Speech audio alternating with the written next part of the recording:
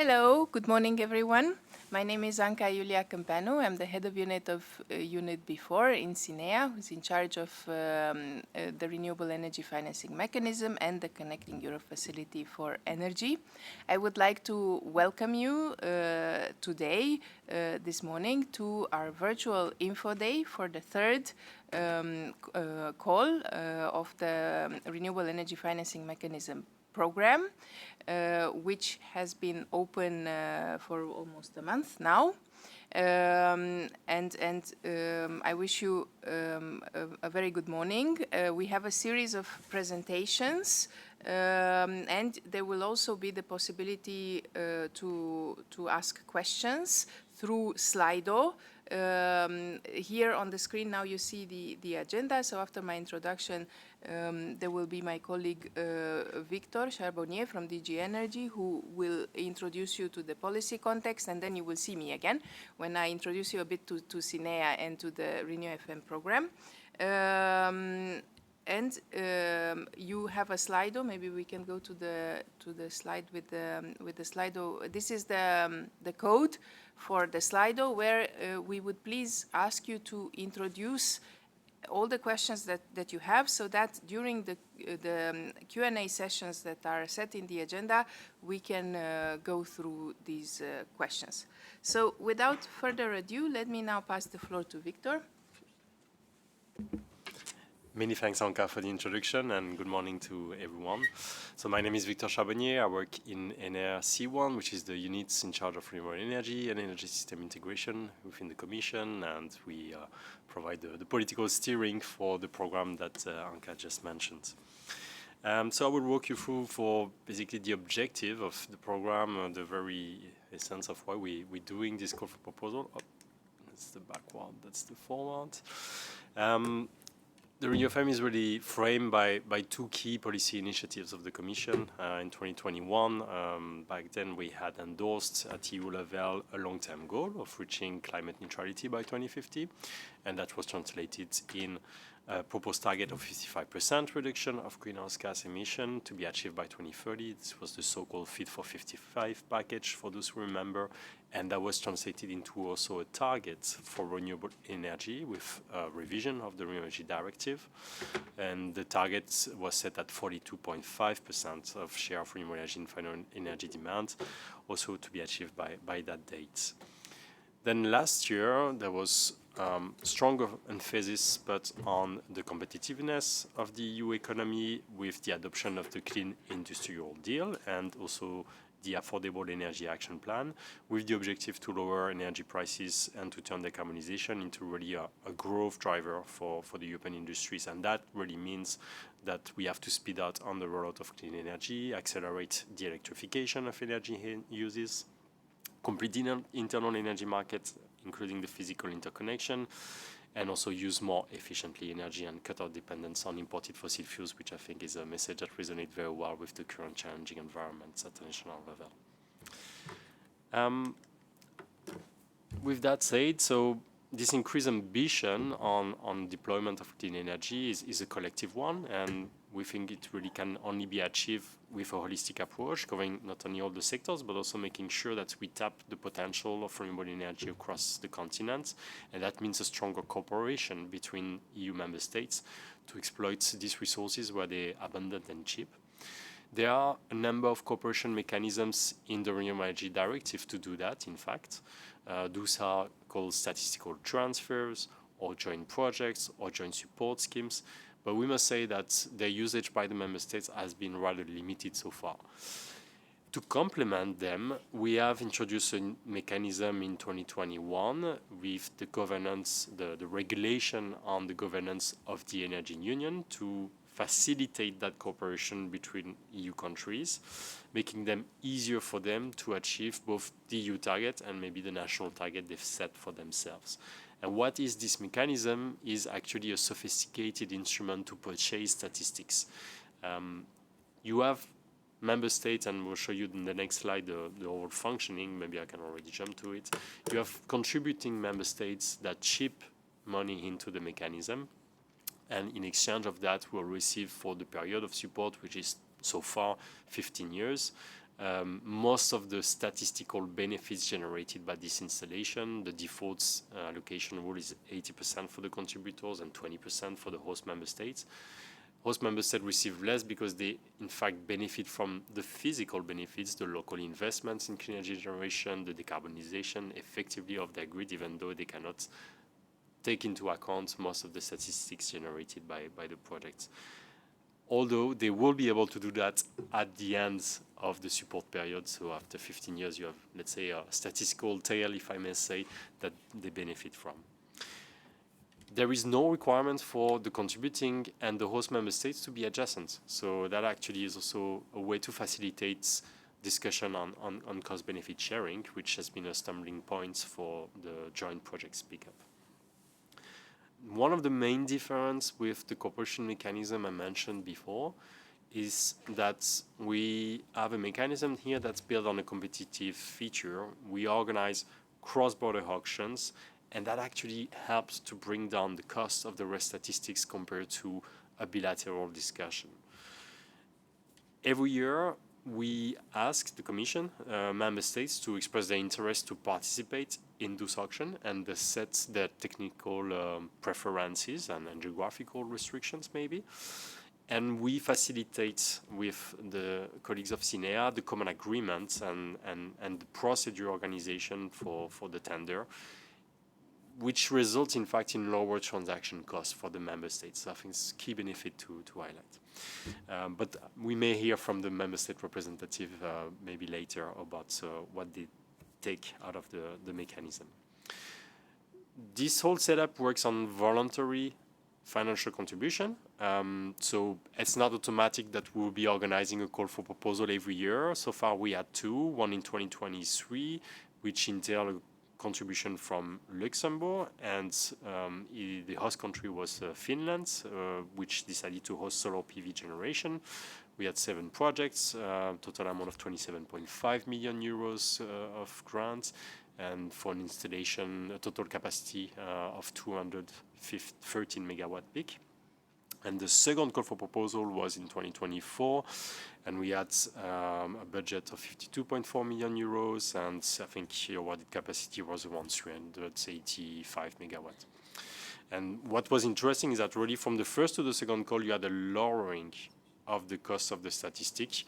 So that was really enabled by the fact that in this second call, it was, again, solar PV generation in Finland, but competing against onshore wind generation in Estonia. So you really had a multi-technology competition that triggered this efficiency. The last slide is more what you can, that's just an illustration with the current preferences, but the colleagues of CINEA will further deep dive into that, so I will skip it. The last slide is to show you, the audience, the target of Joseph Info Day, what is in for you. The advantage is that really you can have a support for filling your funding gap for your project, and it doesn't come with any obligation of notification for stated, so it's just a different procedure here. Now, of course, there are conditions because you may have a complementarity with national support, but here I invite you to look into the implementing regulation of the program. Maybe we can provide, it's not written on the slide, but the legal source. So there's an article 24, which basically tells you that the support you may receive from both national and EU level should not exceed the total cost of the project.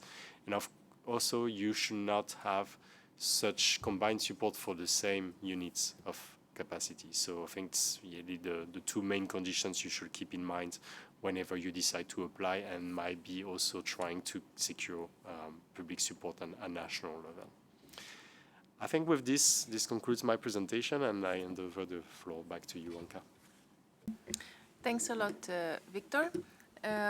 So now a very short introduction from my side to what is CINEA, so what is our agency, and the RENEWFM calls so far, on which Victor already briefly touched upon.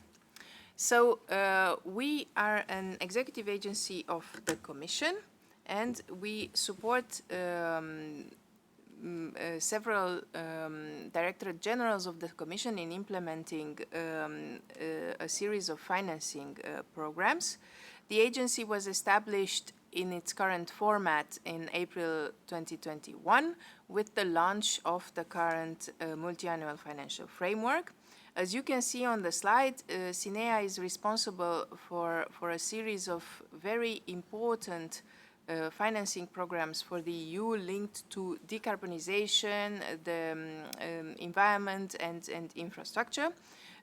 So we cover Horizon Europe, Cluster 5, Climate, Energy and Mobility, the Innovation Fund program,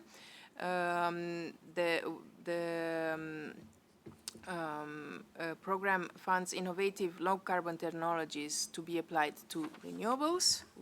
Sorry, I missed this. I moved the slide.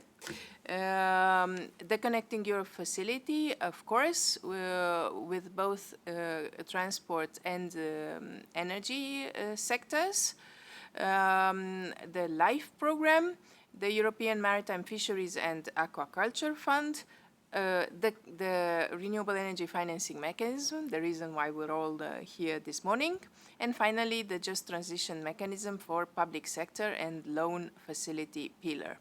All these programs raise current total budget managed by CINEA of about above 60 billion for this multi-annual financial framework.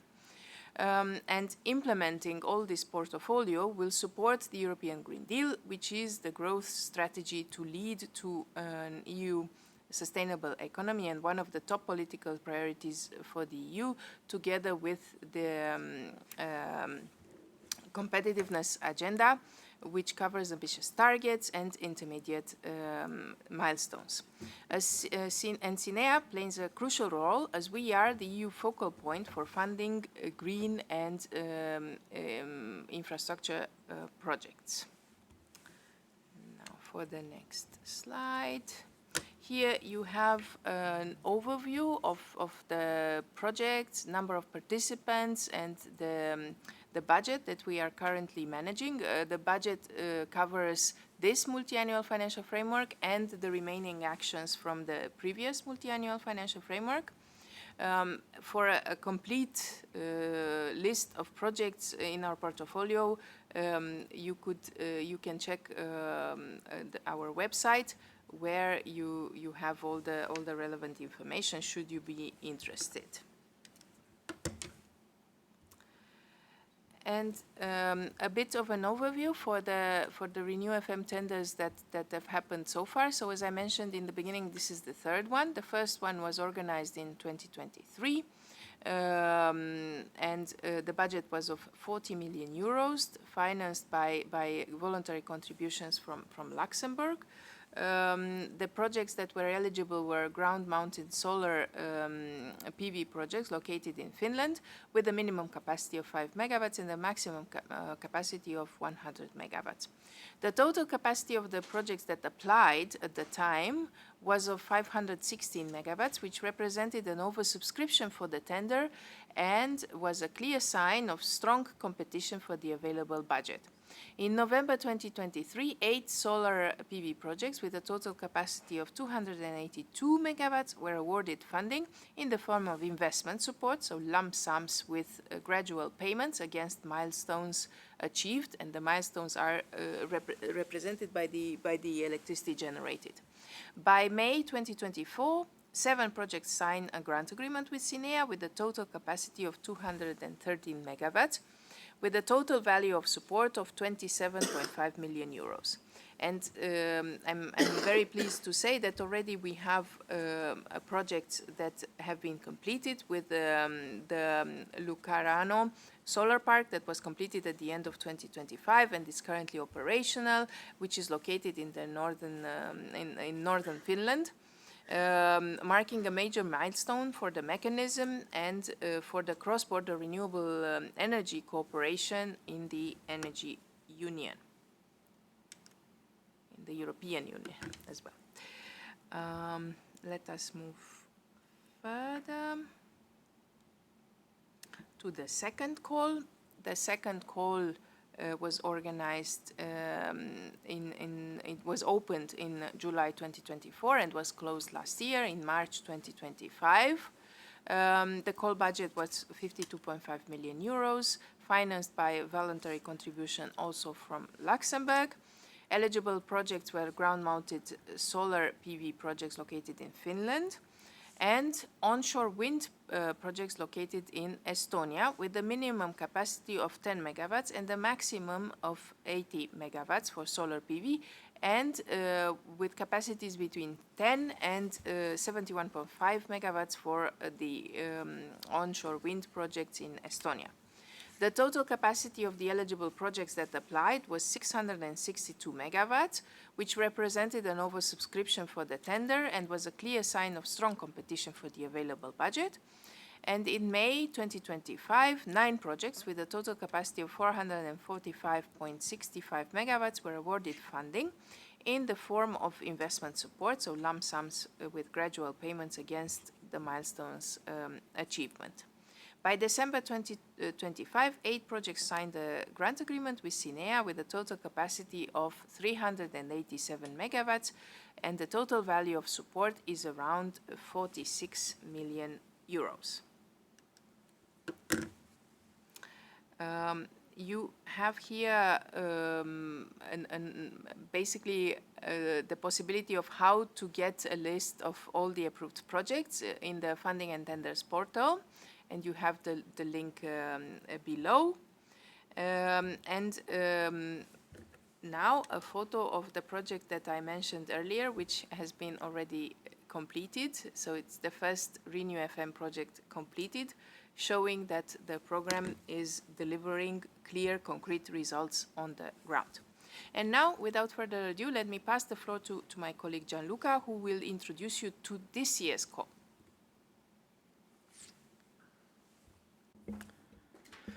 Thank you, Anka. Good morning from my side as well. I'm Gianluca Ferreri, working for CINEA, leading the team in charge of the RENEWFM program.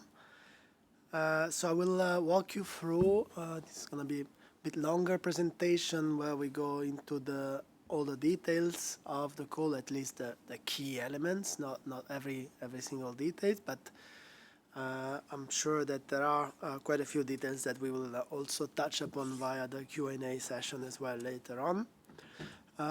So first of all, a helicopter view on the call. So that's the budget for 54.9 million euro. Technology in terms of renewable is solar PV on both countries, Bulgaria and Finland. And in the case of Finland, the requirement is that in the case of Bulgaria, the requirement is that the project has a co-located BESS system. Be aware of the also geographical restriction at country level. Not the whole country is eligible. In the case of Bulgaria, you have eligibility limited to the administrative district of Pernik, Kjustendik, and Stara Zagora. I hope my pronunciation was good enough. Otherwise, please forgive me. And in the case of Finland, it's the whole country, excluding the region of Åland. Yeah, also helicopter view on the timeline, so you see a little bit like the main boundary where we are working on. So the call was indeed open in March this year and will stay open until the 1st of September 2026. So after summer, 1st of September included. That's 5 o'clock. It's the deadline. Don't miss it. And don't wait until the end, but we'll see later a recurring recommendation on that.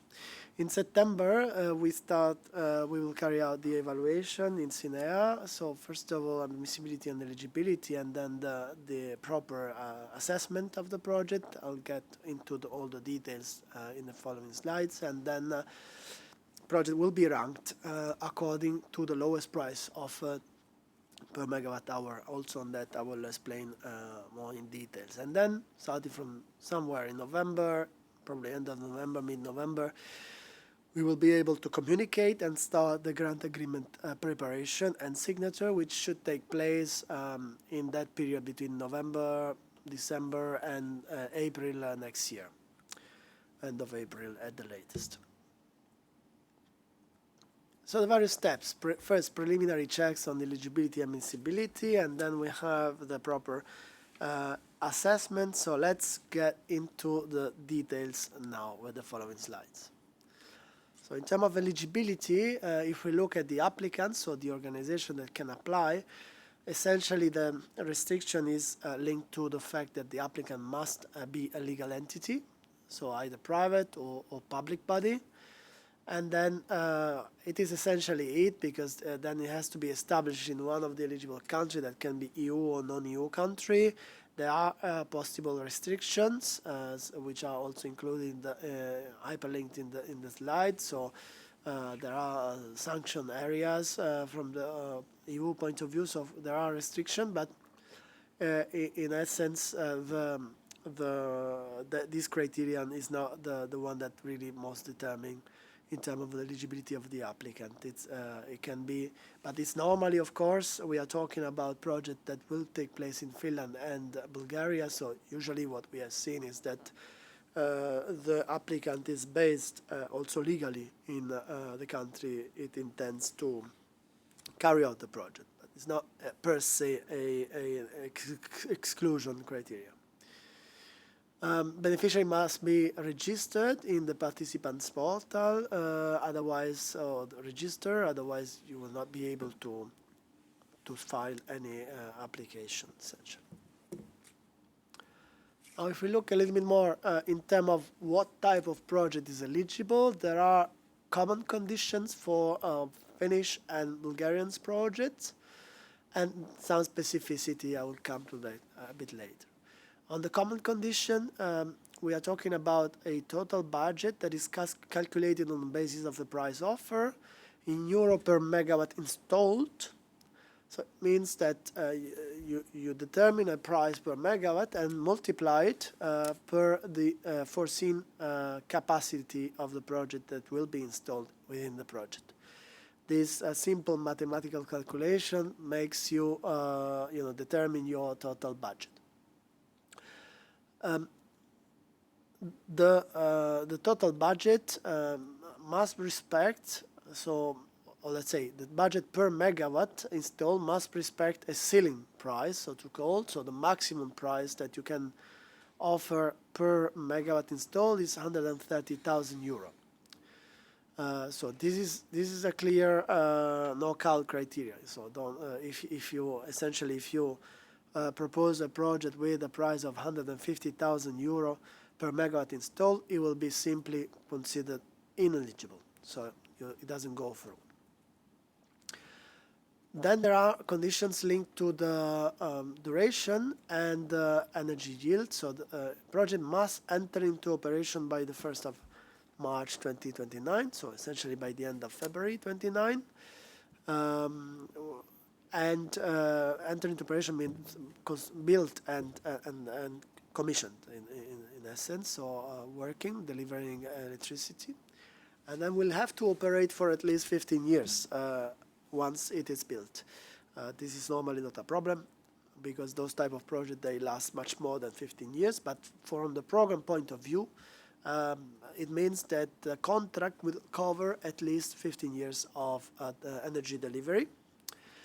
Now, if we look at the energy yield, a key condition is the full load hour per technology. In this case, it's the same technology, but different countries, so it has a slightly different requirement. So I'll come back in a moment when we look at the country-specific condition. But first, just to recall the focus on the duration, because this is a tricky point and it's a very important condition. So project must enter into operation, I say it again, 1st of March 29. I saw there are already questions on that in Slido, and it's a hard deadline. So you will see in the call text there is a possibility in limited cases, jury justified and considered not abusive, to extend this deadline once the grant agreement has been signed.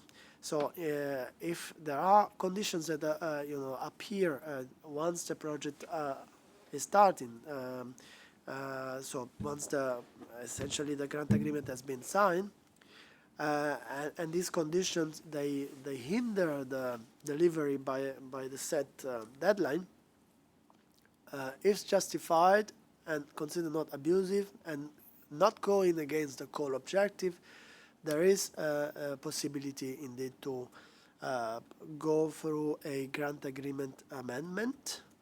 But again, I'm underlying let's say the special character of the situation and the limited extension as it is underlined in the call text.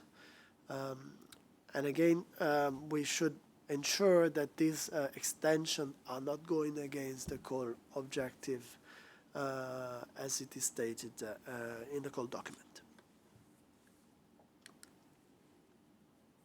So now if we dig a little bit in details on the country-specific condition, let's start from Bulgaria. Here, as we said, in terms of technology, we're talking about project solar PV ground-mounted with co-located BESS system.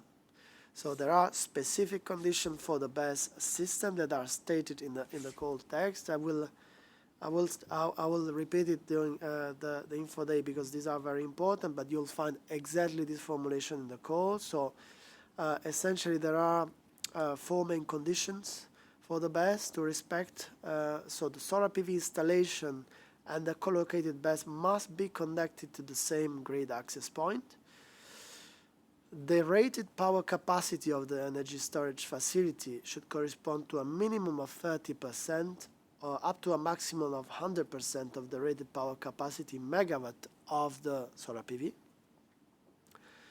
The energy to power ratio of the energy storage facility should allow for a storage duration of at least 4 hours.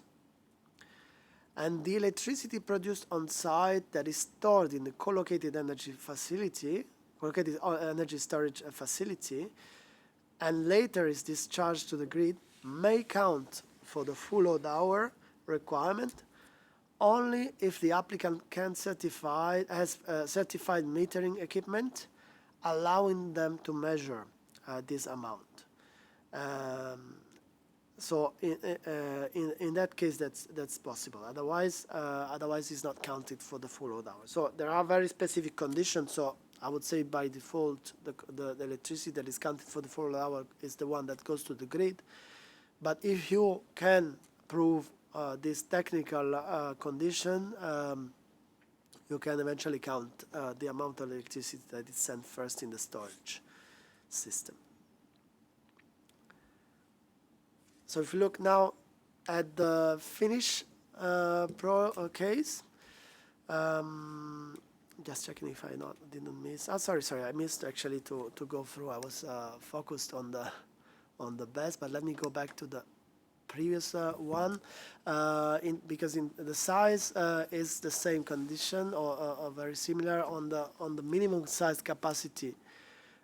In the Bulgarian case, its minimum is 10 megawatt P, so 10 megawatt installed capacity, or up to a maximum of 100 megawatt per project. Now, what is specific and change very much between the two countries is the fixed expected full load hours. So in the case of Bulgaria, we're expecting a 1,550 hours per year of full load hours. In terms of maximum capacity at country level, there is no restriction, so that it's a little bit simple. In the case of Finland, so it's ground-mounted solar PV. That's simple requirement. No specific co-located BESS. If there are, well, it's fine, but it's not required by the call for the Finnish projects. The minimum maximum size is the same, so 10 megawatt minimum, maximum 100 megawatt. What changes is the fixed expected full load hours is 900 hours per year in the case of Finland. There is a maximum total capacity of country level of 400 megawatt. But you have seen the data also from the previous call. That was sufficient so far for a proof project. Shouldn't be a problem. What is a specific condition for Finland is the, let's say, land use. So there is a requirement that maximum 20% of the area may come from either deforestation, removal of forests, and agriculture, or let's say land that is taken from agricultural use. So the two together, saying the two together, must be maximum 20% in a given project. For that, we do have quite a few guidance. First of all, in the call text, there is a definition of forest that we apply, and of agriculture. There's also a definition in the Q&A for agri-PV, which are exempted from this limit. So please make use of those definitions in the Q&A and in the call text. But I know that there are questions also slides, so we'll dig it a little bit further as well. The entry into operation is the same for Bulgaria and Finland, so 1st of March 2029. So the condition I said about eventual delay applies also to this case. Let's see. Yeah. Oh, that was the wrong button. Right. Now, how to define your offer? Concretely, you will see in the documents there is a calculator, lump sum calculator. You essentially have to insert three values. The first, on the first column, next to the project name, the price per megawatt. So there you have to insert the amount in euro per megawatt. And remember, you cannot insert more than 130,000, otherwise the project will be excluded from the evaluation. You have to indicate in the second column the total megawatt installed foreseen, so size of your project, 10, 20, 15, 40, up to 100. And then you have to insert, and this is not like a free value, you have to insert the corresponding full load hours that is fixed by the call for your country. So again, here in the full load hour, you have to insert either 900 if your project is in Finland, or 1,550 if the project is in Bulgaria. Don't insert anything else, because otherwise it will be wrong. And the calculation next to it about the megawatt hour, transposed cost per megawatt hour would be not correct. Why it is important? I'll come to that in a moment, because the transposed cost per megawatt hour will determine the ranking. Okay, so let's dig into the admissibility concretely. What is expected to be done to be admissible? First of all, you have to use the platform. There's no alternative way. Submitted by the deadline with the documents that are for the mandatory templates, using the templates, for the non-mandatory template, just covering the document. In general, document must be readable, accessible, printable, so it means that if we download it, we can read it, and it's not like an error message on PDF, so double check when you upload.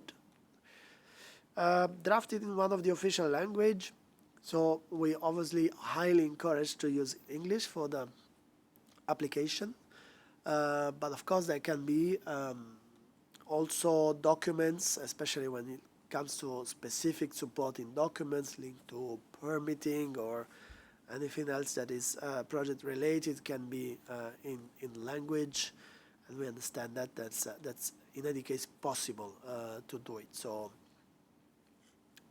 that's the admissibility requirement, and of course it must be overall a complete application package. In terms of mandatory document, you see the list, the lump sum calculator, we saw it.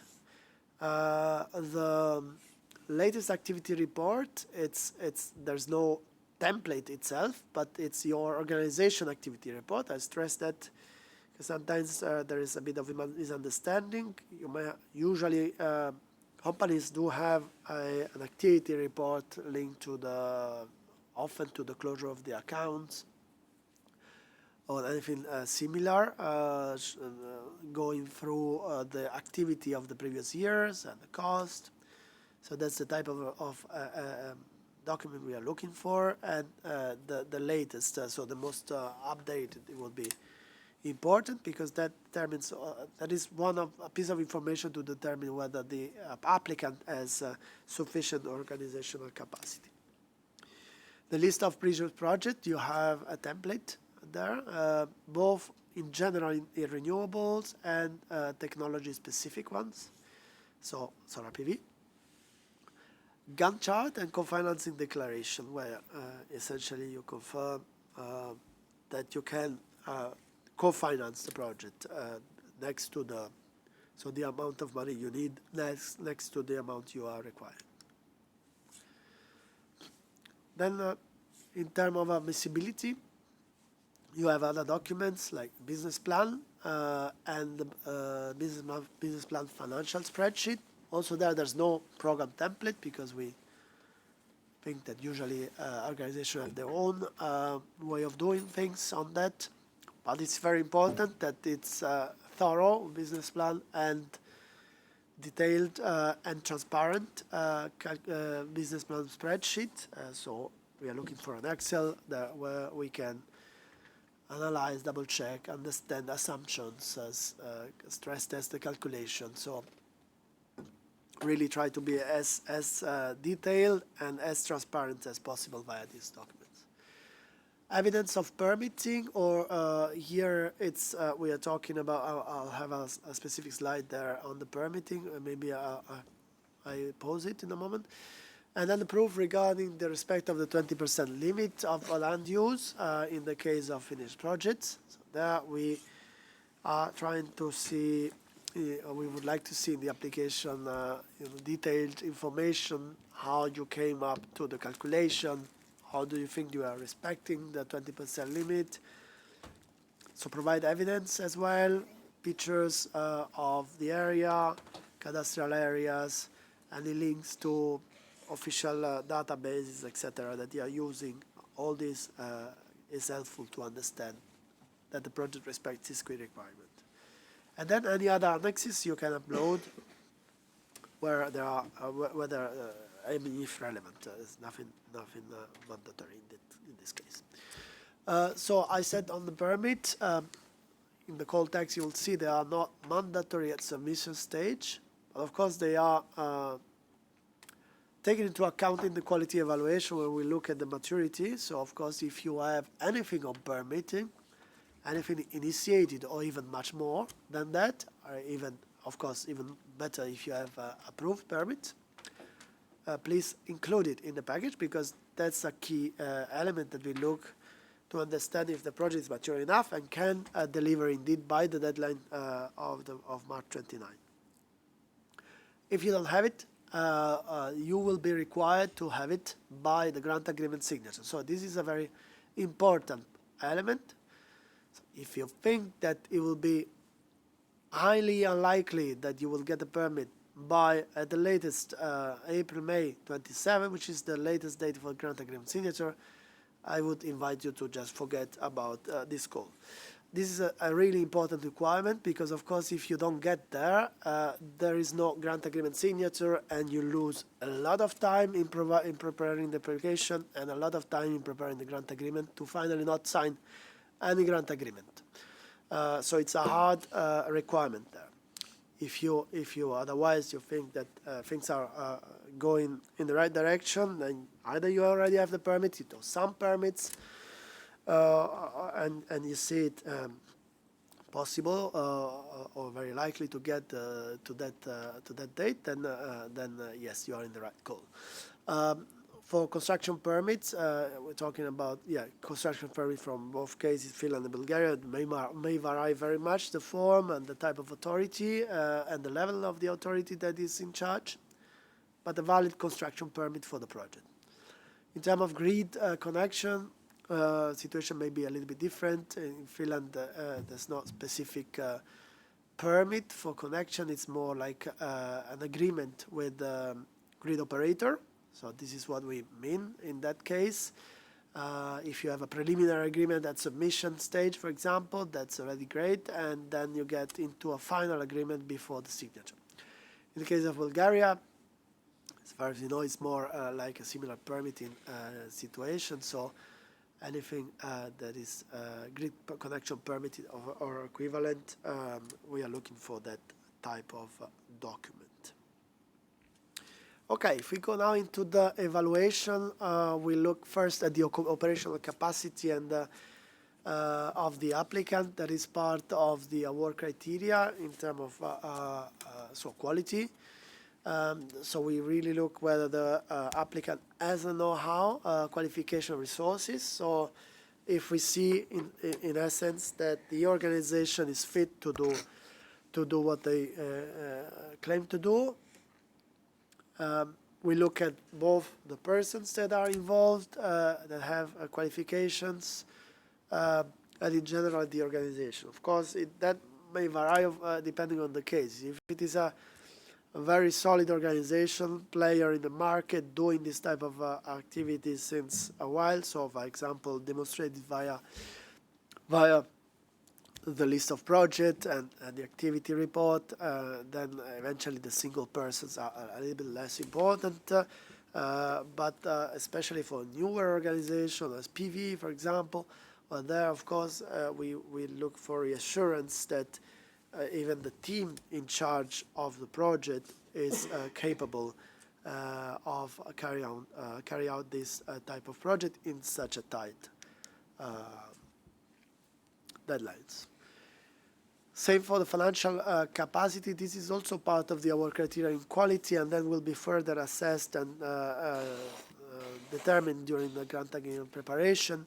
We look whether whether the organization have stable financial capacity. So in that case, we look at the document you send via the application, your business plan, the activity report, these type of documents, and the explanation, the consortium. And then later, if you are selected, there will be a formal financial capacity assessment.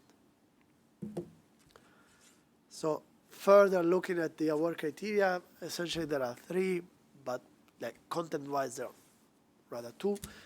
The first one is the relevance, so whether the project contributes to the objective of the call, and in general to the wider objective. So here is quite straightforward.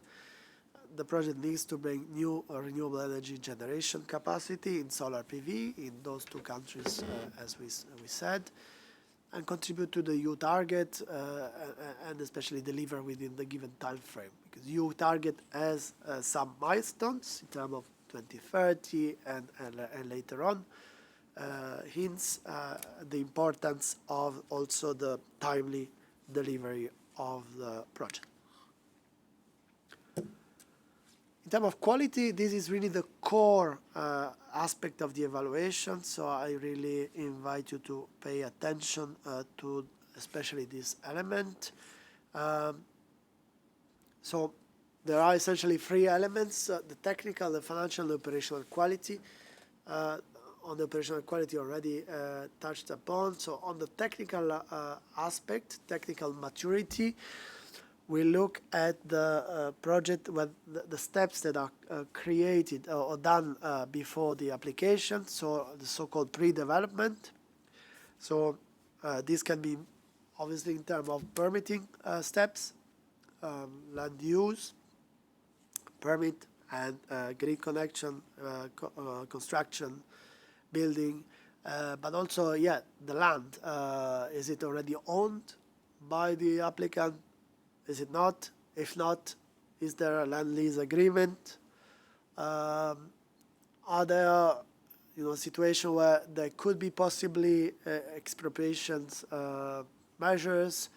All these aspects are important to understand at this stage. And then we look at the technical feasibility. So what type of technology is foreseen? What type of material? Are you looking for a fixed pole or rotating one? So the sort of tracking system. Is it bifacial or is it classical panel? So all these elements are important to understand, and because that helps us also understand the credibility of the energy yield that you are aiming for. So be as specific as possible and provide also information on what are your assumptions, why you went for this technology or that technology. In terms of financial maturity, we look at the soundness of your business plan, essentially. So how do you foresee to finance your project? What is your business case? Next to the RENEWFM amount, you need to put money or to raise money from the market. Is it equity? Is it debt? Is it a mix of it? Do you foresee to be fully merchant, or is it your project going through a power purchase agreement? These are all extremely important factors to understand how credible the proposal is and how to which extent your proposal or your project may be subject to market fluctuation issues.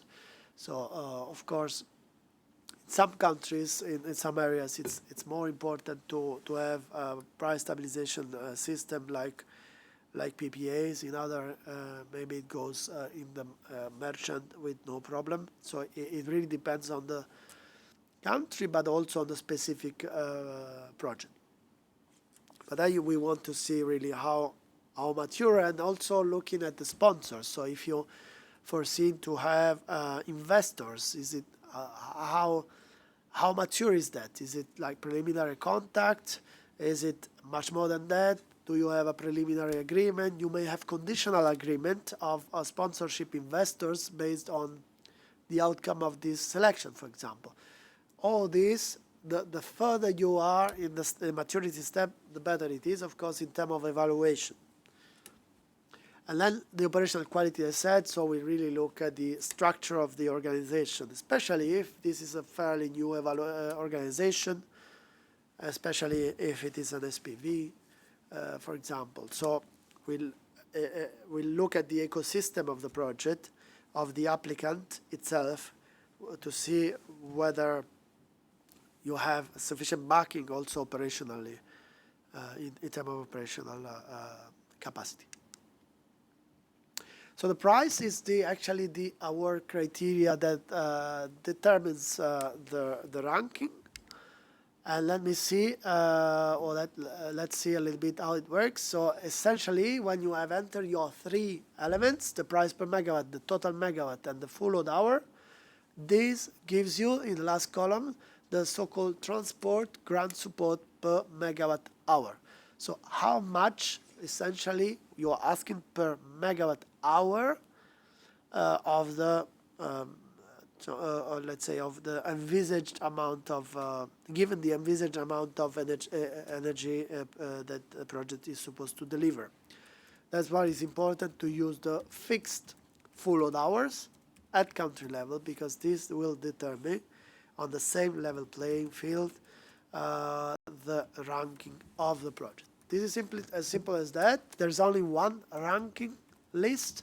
It's not divided per country. It's all together. And the cheapest gets to the highest score, provided that in terms of quality, as we said, it passed the mark, and in terms of relevance.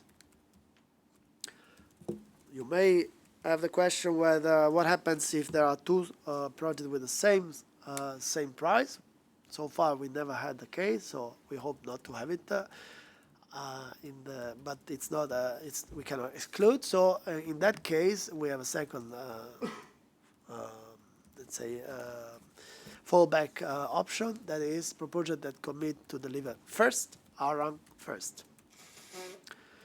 So in case, also in this case, there is an exequo, so to say, well, then we look at the biggest project. So proposals that are bigger in terms of megawatt installed are ranked first compared to the smaller one. But these are really exceptional cases, and so far, as I said, we never had exequo pricing. So this slide sums up a little bit the main elements. I will not necessarily go through one by one, but you can see a little bit of a wrap-up after when you digest a little bit this amount of information. And again, to recall, the budget is really determined on the price you offer per megawatt P and times the installed capacity. That's the total budget that you can request via the instrument. Otherwise, the rest for the ranking, you have the megawatt hour price that plays into the ranking. I hope that's sufficiently clear, but I'm sure that there will be questions. Before opening, you'll see in the slide again the Slido link. But before opening opening the Q&A session, I think we do have a representative from Finland that kindly is there with us today and offered to share also, to say a few words of the experience so far with the mechanism. So I see Sala is online. Give you the floor. You can have a few minutes to share any message from the Finnish perspective. Please, the floor is yours. If you can open your mic. Thank you. I think my mic should be open. So hello everyone. My name is Salla Falander, and I work for the Ministry of Economic Affairs and Employment here in Helsinki at the Energy Department. So greetings from Finland. I will just say a very few words. So first, of course, thank you to CINEA and colleagues in CINEA and also in European Commission for organizing this event and also the call itself. And well, secondly, Finland has already participated into the mechanism a couple of times, and this is the third time. So, well, our motivation here is that the growth of solar PV in the recent years has been steady in Finland, and on sunny days like today, unfortunately you cannot see it from where I am right now. But yes, on sunny days we can already see the impact of solar PV on electricity prices. However, only a few of the projects so far have advanced without any public support, which is why in Finland we really appreciate the opportunity to participate in this instrument. Yes, and unfortunately I cannot stay for the whole event, but I hope that the rest of the info day will be as informational as it has been so far. So thank you on my side. Thank you very much, Sala, already for being there and sharing your experience so far. Appreciate it, and of course, if there will be any very specific questions during Q&A or later on that are country related, we may also decide to pose it unless we have the answer, and then we'll come back to that in writing via the Q&A system of the portal. But thanks already for being there. Then in that case, I propose to open the Q&A session. We have quite a good list of questions online, so I will go through one by one, try to answer to all of them, and colleagues in the room, of course, feel free to step in, complement at any point in time. As I said, in case we don't have all the detailed answer for every single question, we might decide rather to pose it and then We'll come back to that in writing, and then in that case we will publish a new Q&A in the portal so that everybody can benefit. Okay, let's see the first question. So does PV energy used to charge co-located BESS count towards the 900 full load hour or only grid exported, and what type of metering is required? I believe on that I touched quite extensively in the previous part. So there are indeed specific conditions for that to count. I repeat them. So in case the electricity produced on site is stored in the co-located system, co-located energy storage system, sorry, and then later discharged, it is possible to count it for a full load hour, but there are specific conditions. So only if the applicant has certified metering equipment allowing to measure this amount, and that the electricity is charged from the grid does not count towards the full load hour requirement otherwise. So it can be counted, but only if there is a certified metering equipment that allow to really count this amount. What type of metering is required? So the call text states that it's certified metering, so like an official third-party metering. But I feel that there may be room for further clarification on this very specific point. So unless my colleagues in the room have the answer there, I note down about the metering element, and we may come back to that in writing. So if the solar PV project in Finland is not commissioned by the 1st of March 29 due to force majeure, major delays, what happened? Is it a loss of the funding? Is it a reduction, or is it a termination and can be extended? Also, this aspect, I stressed it quite much in the first part of the presentation. So there is a possibility in specific and limited cases to have limited extension. We need to be sure that this extension doesn't go against the call objective. I mean, I guess the follow-up question would be how long would be this limited extension? Well, it has to, as I said, the project cannot go against the call objectives, and so we are talking about an extension of around 1 year maximum, but we are really talking about specific duly justified cases.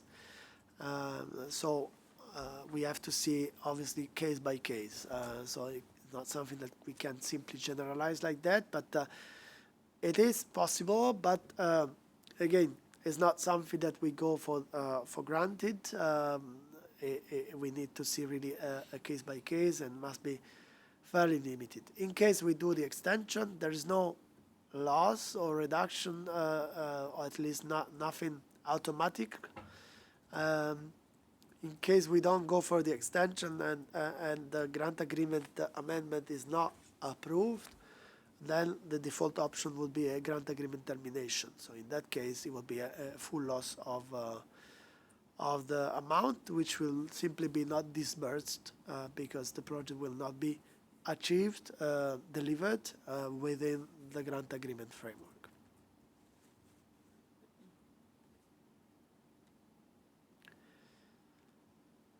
Now, question about the development. So can a developer own SPV apply if then an investor buys the project later, like share, I think SPA's shareholder agreement, something like a shareholder partnership agreement signed, or in case any other form that the investor enters into, like with a commitment letter. So must the investor be the owner of the plant at the submission? I think what you have to keep in mind again is a little bit the maturity assessment that we do at the beginning. So the most stable situation at the submission phase, the better it is in terms of evaluation. Because of course, if we know that the project is already owned by the future owner, I mean the one that will own the project for the whole duration, it gives a stronger stability and a reassurance that the project will be carried out later on. Because of course you may have a commitment from an investor today before the submission, and then for any specific reason the investor decides not to buy anymore the project, and you may have an issue in the implementation. The project may even be stopped. So default option, the same owner as later, I mean before the submission and after, but it is not a knockout criteria. So you can have this situation as described in the case. So you can have discussion with the investor that has an agreement ongoing with the project, maybe a conditional agreement based on the outcome of the selection in this call. So an investor may be committing in an agreement to buy the project in case the project is selected. That's already quite a strong commitment. Or you can have a similar commitment via commitment letter. So this is a possibility, yes. It is possible that there is a change in ownership. There are a couple of FAQ on the matter already in the portal about changing, and specifically the case of SPVs, because indeed it's a quite a recurrent situation, I must say, in the sector. So it is possible, but try to come with the most mature situation and the most strong commitment from the investor. So if you go that way, try to have a very clear commitment from the investor that has as few conditionality as possible, maybe only the conditionality for the approval of the project, say.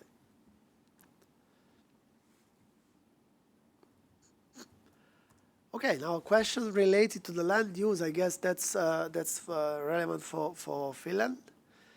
So in this specific case, it's about changing of land use or specific changes of land use. Does switching from crop to sheep grazing and or berry bushes or honey production qualify as normal agricultural use for agri-PV exemption? So for that one, we might come back to that also in writing, but first reply is that we have a definition on the land, agricultural land. So let me go through that. Agricultural land that's in the cold text, page 8.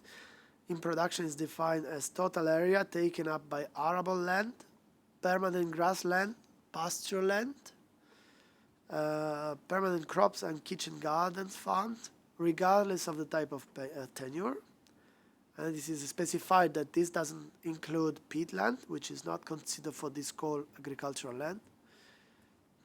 And agricultural land not in use, not in production, is considered to be land previously owned by agricultural purpose and no longer worked since the specific date in January 25, which is not used for crop rotating system. To be noted that the actual land use prevails on the definition on a master plan, for example, by the municipality or any relevant authority. So in this case, I think that the switching from crops to sheep grazing, it is still in our definition of agriculture, so it will stay agriculture. Berry bushes and honey production, I feel that we need to go back to that and be a bit more specific to see if those are covered. My first impression is maybe berry bushes is still part of the agricultural land definition, but to be confirmed, so we'll come back in writing. Honey production sounds to me not, but also that one we need to check whether it enters into into that definition. So the main principle is that you can switch. So if it is agricultural land and you switch the type of production, but stays within the agricultural land, let's say definition, then it is exempted in the sense that you don't take out agricultural land use.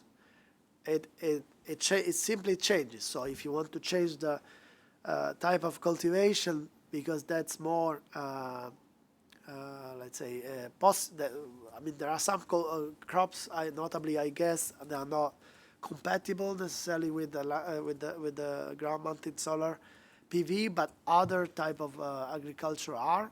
So in case you stay within that definition, it's fine. Otherwise, it would not be. I mean, you would fall into the 20% maximum ceiling.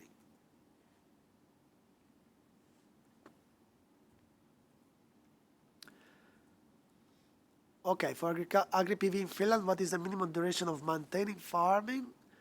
What is the consequence if farming stops after 5 years? Well, no, that's if the project is considered agri-PV, so it doesn't enter into the definition of agriculture. So it means that it's the solar PV is compatible with agriculture use, for example, sheep grazing. Then it has to stay like that for the whole duration of the project. Otherwise, if that's only for part of it, it might have an impact on the definition of your 20% ceiling. Then if the farming, I guess we need to see a specific case. If the farming stops not because of the PV, well, then we have to see indeed how this can be demonstrated. Because otherwise, if the farming stops as a result of the presence of a solar panel, then the initial condition of the call may be jeopardized. So we may have to also take decisions on the grant agreement in that case. But we have to see really case by case.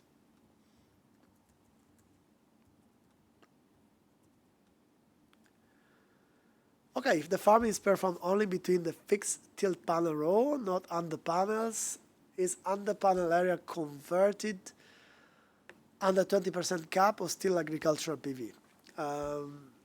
So here we need to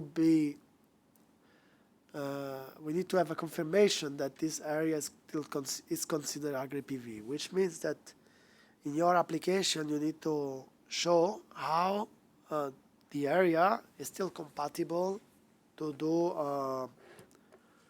to be used as a farming area. I don't think we go into that analysis of specific portion of the area as long as you can show that the area is still used and will still be used as agricultural area. If we come back to the case as before, crop versus other type of agriculture, normally when you have a land used for crop, 100% of that area is used for crop. If you convert into an agri-PV, a certain portion of that area will be occupied by the PV installation. So there is a certain inevitability of land use, but the aim here is to ensure that so that it is limited, the area that is taken from agriculture. So in the case of an area that falls under the agri-PV definition, indeed, a certain limited part of the area will be used, of course, for the solar PV, where the panel row will be, installed. The area for the inverter, some cables. I mean, this is inevitable. But if you clearly show that the design of the project will allow to keep on going some sort of agricultural use, then that is enough. Can go to the next. Yeah. For PV in Finland, can one project be eligible if it is behind the same meter as 2 other projects, assuming separate permit application for each. So here as well, we may come back also that in writing, because it's a bit of a tricky situation, because we talked about the energy yield, the full load hour, target. So we need to be sure that for every single project can later on demonstrate in an objective and clear way that the energy produced by the given project is actually coming from that project. So now if we have more than one project behind the same metering, that would be, I wouldn't see how technically you can demonstrate this separation, so you should have at least a metering per project and a clear separation, third-party metering, and so that you can demonstrate from where the project, the electricity is coming from. That's the minimum requirement, but maybe on this aspect we can dig a bit further to clarify those cases. Yeah, I mean, we provide an investment grant here for additional units of megawatts, but in fine, what we stressed in the introduction is that the mechanism, the program delivers statistical benefits for the member states, and those are megawatt hours. So if eventually we don't have an additionality of this megawatt hour, that's really an issue. So yeah, we'll come back in more details, but I'm rather skeptical about that setup. Thank you. Okay, now we go into the BESS. If there is a BESS plus PV hybrid project in Finland, is the area taken by the BESS or shared substation included when calculating deforestation area? Well, in the case of Finland, there's no requirement to have a BESS, so I would simply suggest that the BESS doesn't enter in the perimeter of the project. So the project that you submit is only the solar PV. So we look at that to calculate the land use, because the BESS will not be part of the scope of the project that we finance. So yeah, any ancillary element like substation, yes, if it is directly related for the project, it will have to be counted in the calculation. If the substation, it's not only for that project, not. So we have to see really case by case. You need to make your case as well. So in the specific project, tell us what is the setup and how did you count this 20% threshold.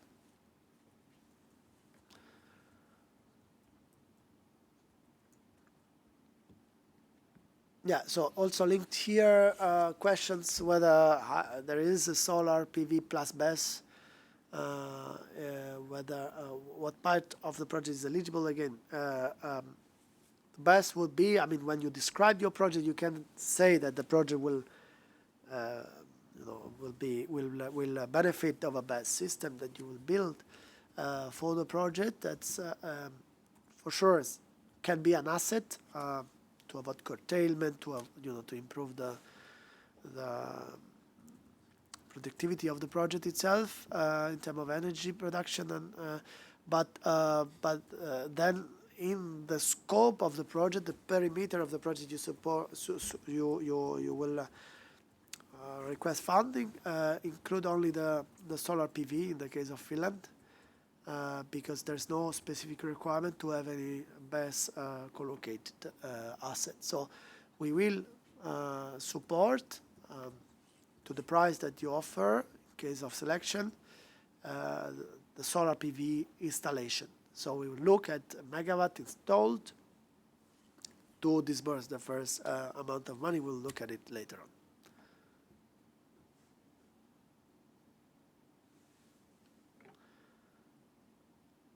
Okay, a question on the portal, maybe it's linked to whether it is possible to create multiple different projects. I created a proposal draft and then got invited to another one.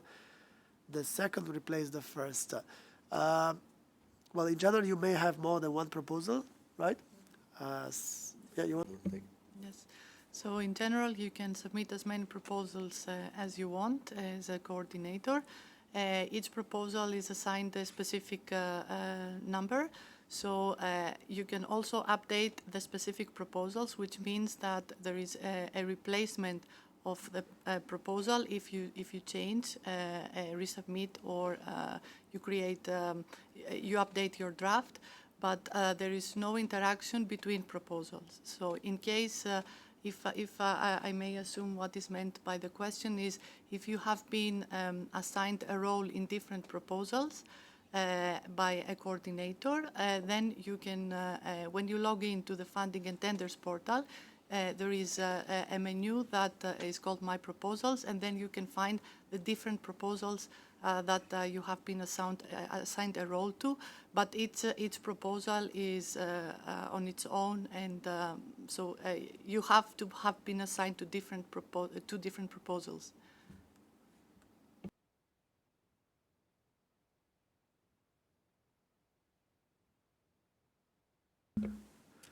All right. Thank you very much, Maria. Then next question is on full load hours. Is if a project is estimated not to reach the required full load hour, is the project still eligible but with proportionally reduced grant, or is it directly rejected? No, if you don't foresee to reach that amount, then we simply invite you not to submit any project, because that's the minimum full load hour that is required. So if you're already at your submission phase, you don't see how your project can reach that level, then is I'm afraid not the call for you. If the project as submitted consider that will reach the full load hours, or commits itself to get that there, and it is assessed as being credible to get there, and eventually the project is approved, then, of course, reality, we will see over 15 years of implementation, there are fluctuations in the energy yield every year. There are some flexibility. You don't have to reach exactly the same amount of full load hour every year over 15 years. It's an average that we look at it at the end. So there is some flexibility there. And ultimately, if a credible project that was approved as credible to reach this full load hour, in the end of the 15 years doesn't reach the total full load hours over the 15 years on average, then there will be a proportional reduction of the grant. But if the starting point is already that you don't reach it, normally you will not be selected. So rather refrain from submitting. Okay, if the site is currently under active forestry, is it possible to convert that site to agri-PV and be eligible for RENEWFM? So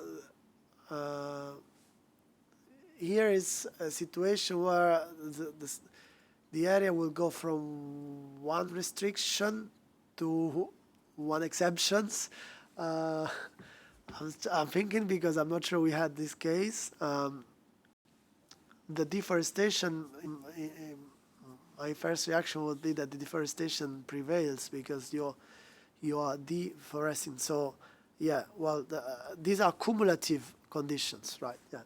So, forest and agriculture, in total, you cannot use more than 20% of your project area coming from former forest and former agriculture. So these are cumulative.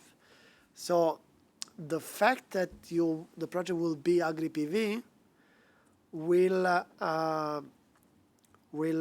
exempt you from calculating any agricultural threshold, but not from the forest threshold, because that will stay. So yeah, indeed, I think I'm correct in my reasoning, right? Colleagues are confirmed. So no, the deforestation ban prevails in this case, yes. So you still have to keep the 20%. Is sheep grazing alone sufficient to qualify as agri-PV?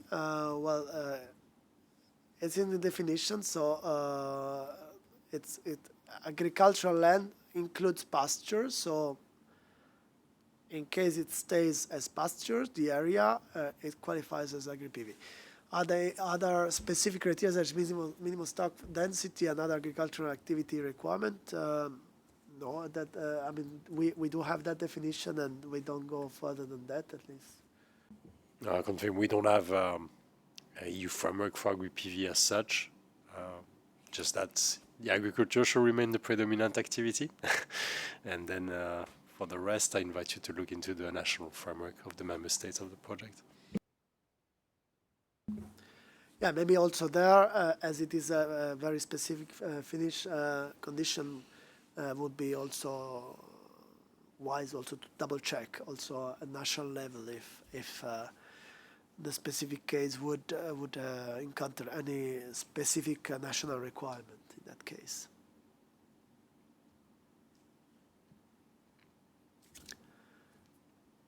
So for solar PV in Finland, if the park exceeds 100 megawatt, can support be applied for the section of it if the park is divided into sections? But again, I think you have to submit the scope of the project within the limits of the call. So whatever we support has to stay within those limits. So if you can divide a project and clearly set the boundaries, we will look at the boundaries of the submitted project.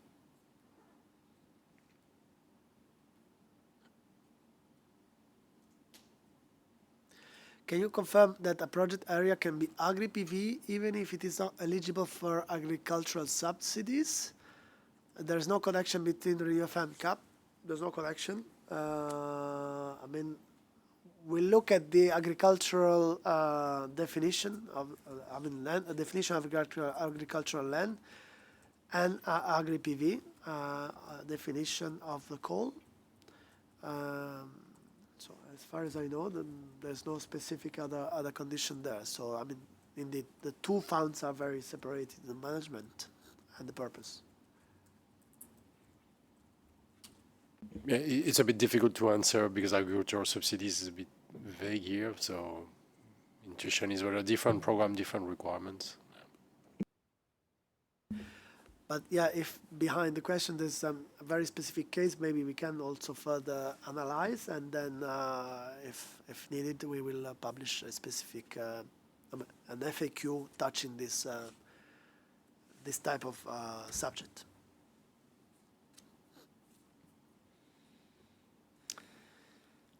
Is the certificate of origin together with the selling of certificate of origin together with the PPA agreement approved, or is something that needs to be retained? So maybe first element of answer, and then in case we know you want to start. Yeah. No. Yeah, go.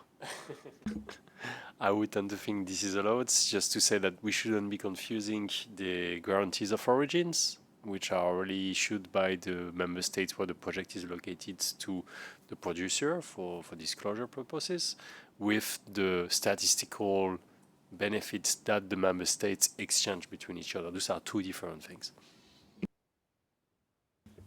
Yeah, and in the guarantee of origin, there's no specific rule of the program, so it applies the system, the scheme that applies in the given member state.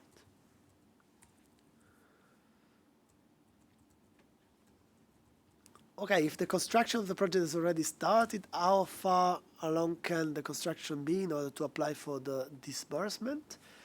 So in RENEWFM, we're talking about lump sum cost, so there's no per se a definition. The notion of eligibility of cost it's very different from what it's a typical real cost-based project. So we don't look at when exactly the costs have been incurred and which type of cost, by the way. You will look at only at the result.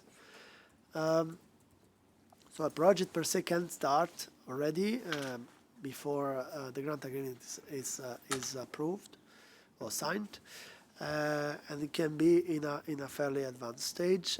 We have an FAQ there that says that let's say the upper boundary is that the project cannot enter into operation before the grant agreement is signed. But otherwise, there's no hard, let's say, rule on that. Bear in mind, of course, that when you apply, especially when we look at the financial maturity and the structure of the business plan, you will have to explain how the subsidy will enter into play. So also there we'll see also a little bit in which extent the subsidy will be an added value to the project. So that's obviously an important element. So it might be that you decide to start already because you have a permit and you have a good commitment from the investor. You are ready to take the risk, but still that the subsidy plays a very important role, and you explain it in the project. And this doesn't, so the situation per se doesn't disqualify from being eligible in the project. So actually, in the contrary, to some aspect, of course, the project will look to be more credible and mature.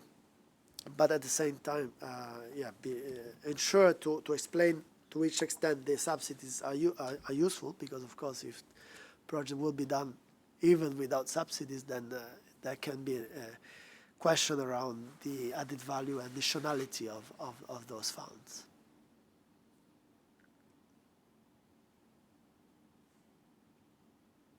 Anything else? Do we have any other?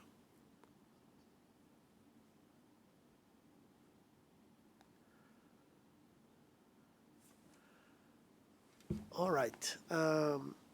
Yeah, we still have 3 minutes, but we can take a little bit more eventually before the break. As I mentioned, the peatland does not fall within this forest agri-land definition. How about former peatland that has started to grow forest?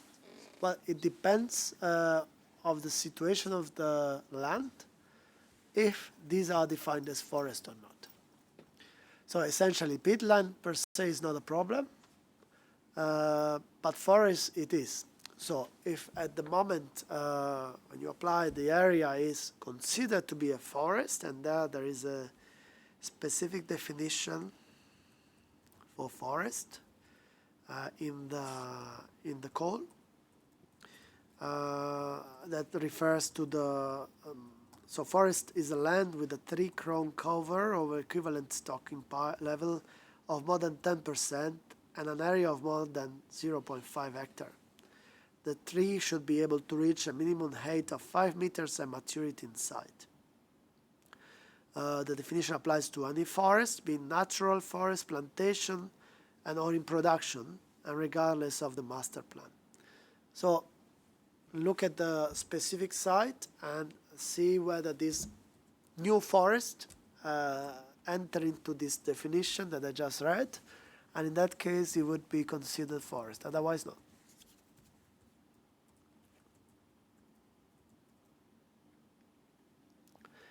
I think this we covered already about the starting, so it's another very same, so we can go to the next. Is project under commissioning eligible to apply? That's also very much linked, but here it's very, very close to maturity. I mean, the project is roughly already built. So, well, it's a very borderline case with the Q&A I just mentioned. Maybe we can specify a bit the Q&A there, but to me it sounds essentially operational. When project is under commission, it has been built and maybe was not commissioned yet because there are testing on the grid, for example, or a testing phase. But okay, we will need to see what is the definition behind under commissioning, what is meant. But if it is already built, well, at the moment of the submission, to me it looks like it's not an eligible case.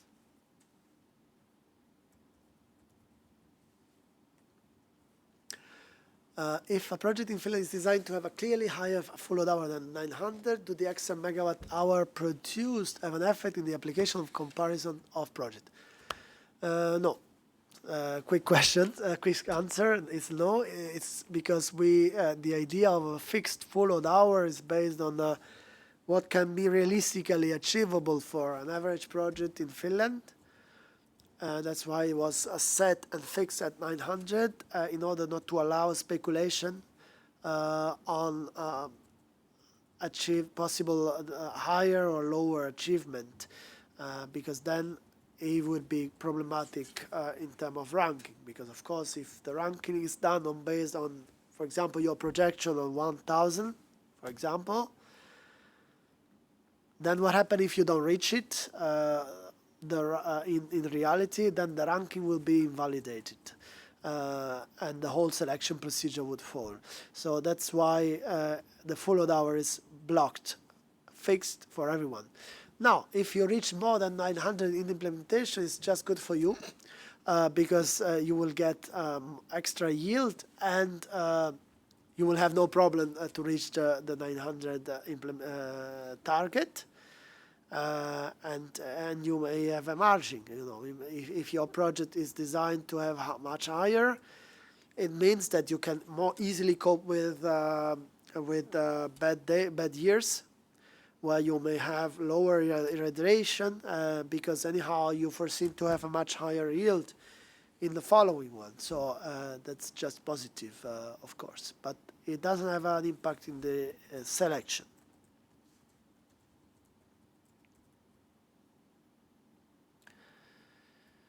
Okay, a list of previous projects. Can the previous project be constructed by the chosen EPC contractor? You can have those type of, we count, we look in the evaluation also at those type of project as a default option in a way, because of course we look at the capacity of the applicant, and the EPC contractor is not the applicant. And even if you have chosen the EPC contractor, there's no guarantee that that EPC contractor will be the one actually building, because we are not signing a contract with the EPC contractor, we are signing a contract with the applicant. So it's not the ideal situation, but it can be an element that enters into play if the EPC is clearly chosen. Maybe you have proof of it, you have contract or a preliminary agreement, and then you can also have this list. In the list you can include also the experience from the EPC contractor. It's not the best situation, but it's also an element that we will be factoring.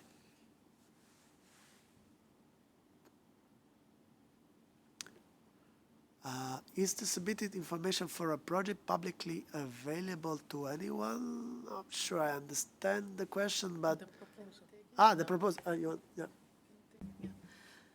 So if it is meant during the proposal submission phase, as it was explained, this is done through a safe and secure system, the funding and tenders portal, and all the confidentiality and data protection provisions are respected. So there is, it is not publicly available to anyone. Indeed, it's also not publicly available to us at the draft stage.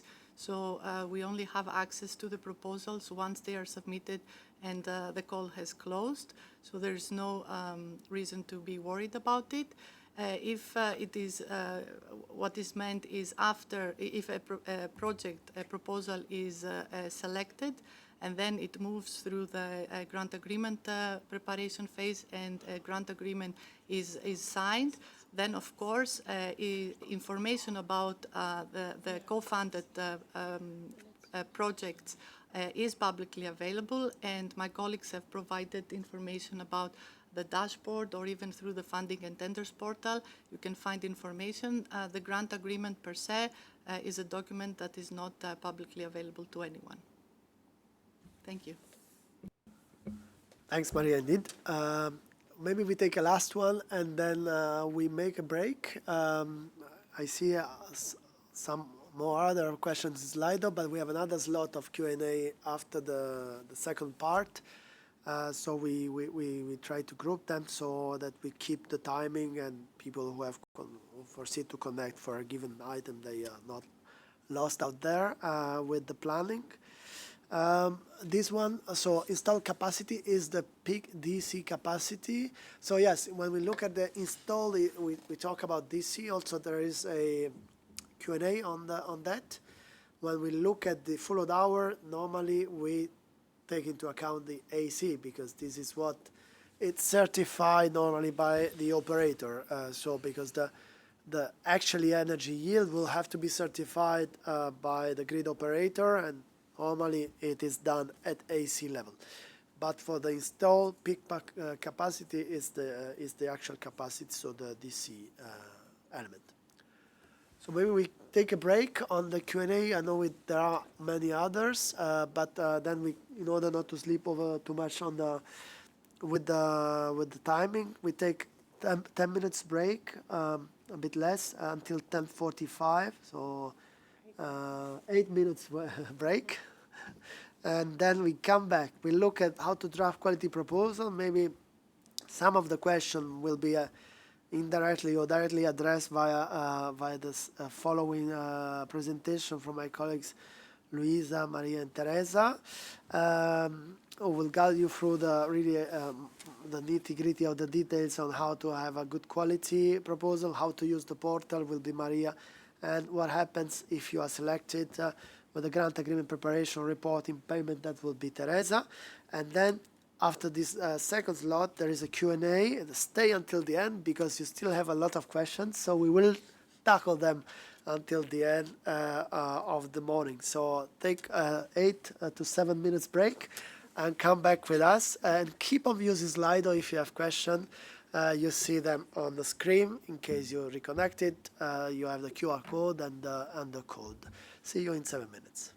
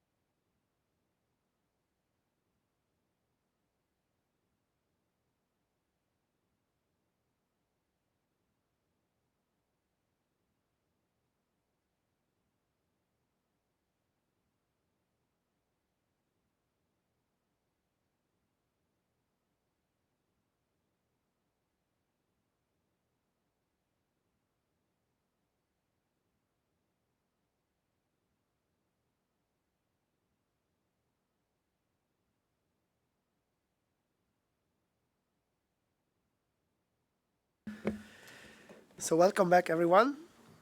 Now we go into the second part with the first presentation from Luisa Papamicoli. Our colleague will guide you through how to draft good quality proposal. And as I said before the break, stay until the end, because then there will be another Q&A session where we will tackle all the untackled questions so far. Thank you, Gianluca, and good morning on my side as well. Luisa Papamicoli from the CEB Res and RENEWFM team here at CINEA. And we will go into how you can draft a good quality proposal that can help assessors evaluate its merit and give you the right foot into this evaluation process. We will walk through some key elements of the successful proposal. So this will help you understand the application form and will help you ensure the quality of this important submission. So by the end, you will have all the tools and tips needed to navigate the process and put together a competitive proposal. So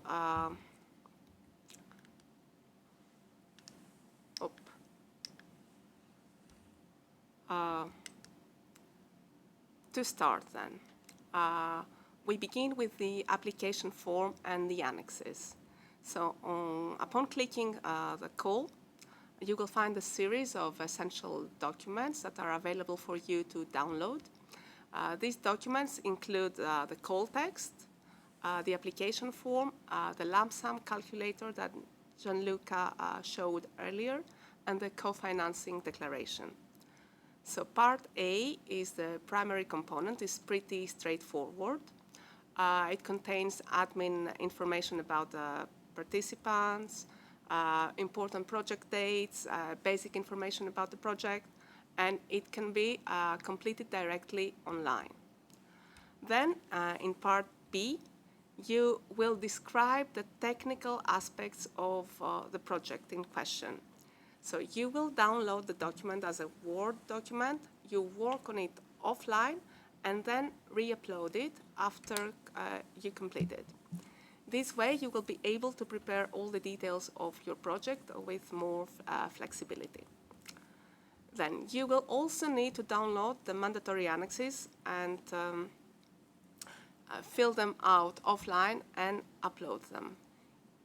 As mentioned, if there are certain annexes do not have a template, you can upload your own document. And remember that each slot can hold one document. So if we talk about PDFs, kindly merge them. Be aware that there is a limit on file size, but for standard PDF submission, this should be more than sufficient.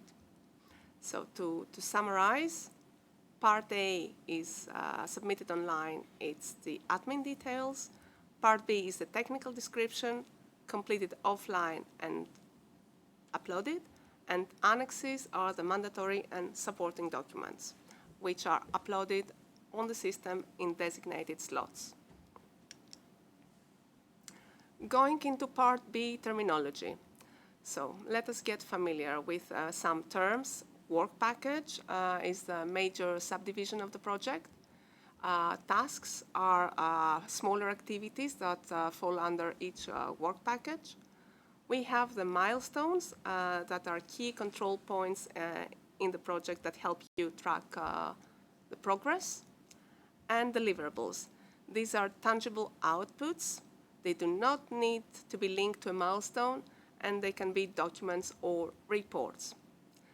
So all of these documents in this program, so work packages, tasks, milestones, and deliverables are predefined.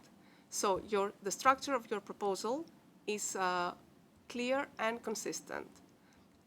In case you run into any IT issues, you will have support available. So with everything being preset and structured, all you have to do is fill in the details. and to go into presenting a good quality proposal, which is critical to its success, you need to provide enough information for the assessors to evaluate it from a technical, a financial, and an operational perspective.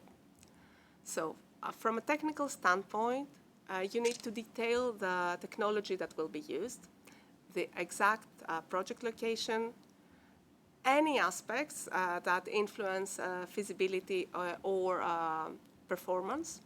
So you need to help assessors understand what, where, and how, your plant will be built and how it will function. From a financial perspective, you would need to explain the business model and also include who the expected market off-taker is. Here you have to include, if available, support letters from sponsors and off-takers and specific steps to FID, financial investment decision. Then you would need to demonstrate your capacity to actually deliver the project. This involves that you show that your team has the necessary technical expertise as well as the financial capability to implement the project in a successful way.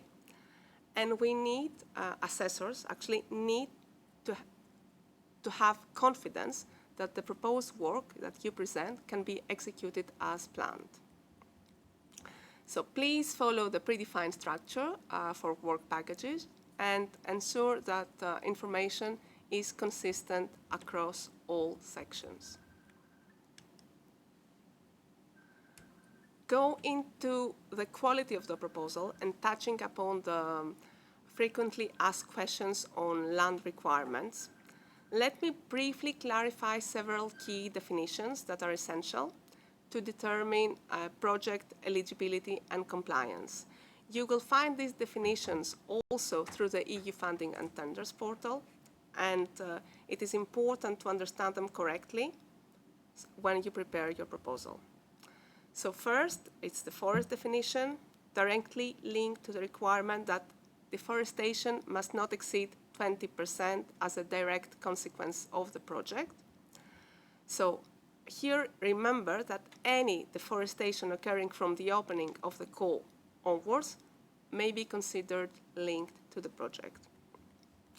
So we follow the FAO definition of a forest, which is land with more than 10% tree crown cover, covering more than half hectares, and with trees capable of reaching at least 5 meters in height at maturity. And this definition excludes natural forests, plantations, includes natural forests, plantations, production forests, and regardless of local master plans, but peatland is excluded from this definition.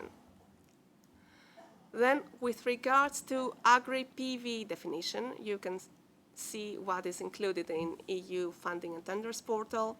We have flexibility here in the technical solutions that are used, but each project must clearly describe its technical setup and demonstrate how agricultural use is maintained alongside solar energy production.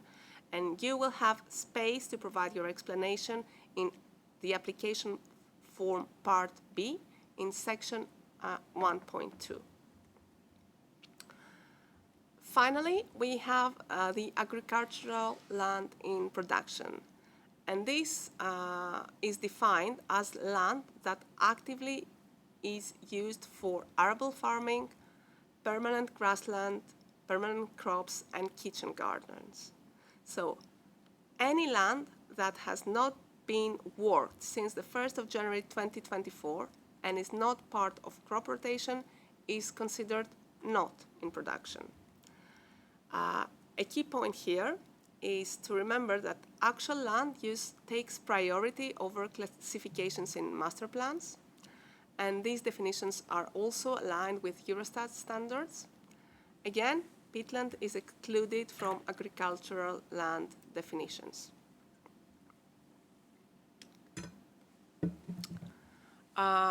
To go further into ensuring proposal quality, let me highlight that it is important to have structure, clarity, and consistency when preparing your proposal. So respect, please, the predefined structure of the application. Organize your project into those clearly defined work packages, tasks, milestones, and deliverables. Pay particular attention to key milestones because these are moments that mark specific progress in the project lifecycle, and these include permits, reaching the FID, finalizing EPC contracting, and also initiating construction. Very important to ensure internal coherence across the entire application. So information that is presented in one part of the application, in one section, must align with what is described elsewhere.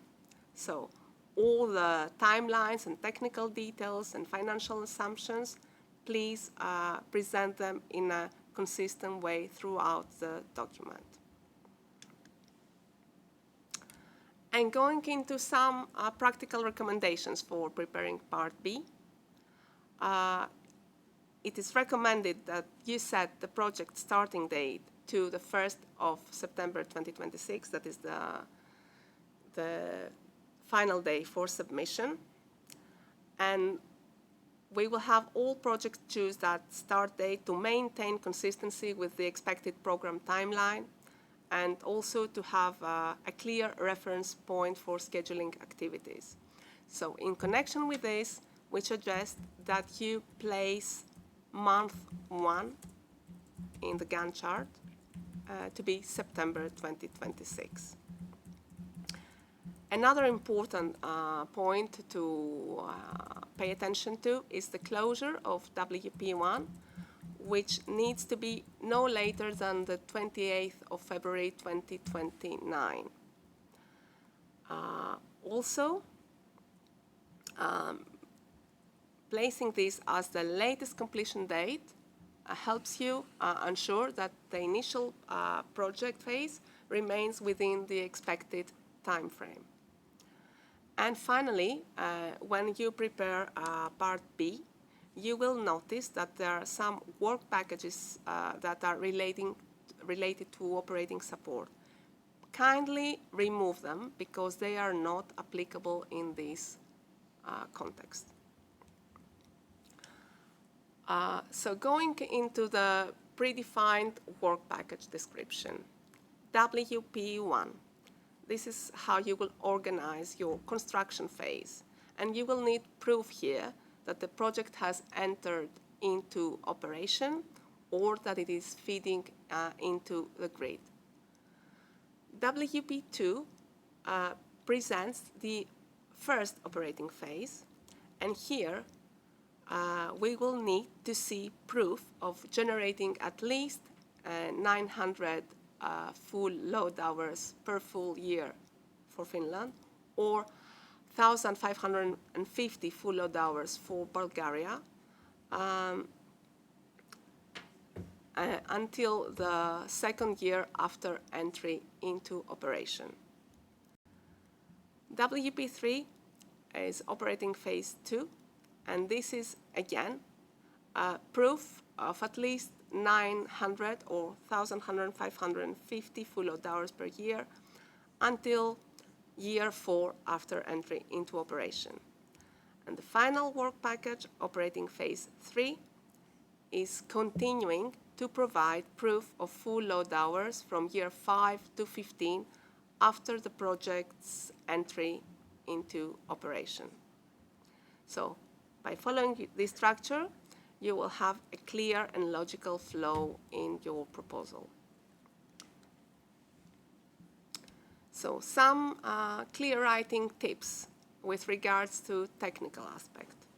So when detailing these, please remember to stay clear.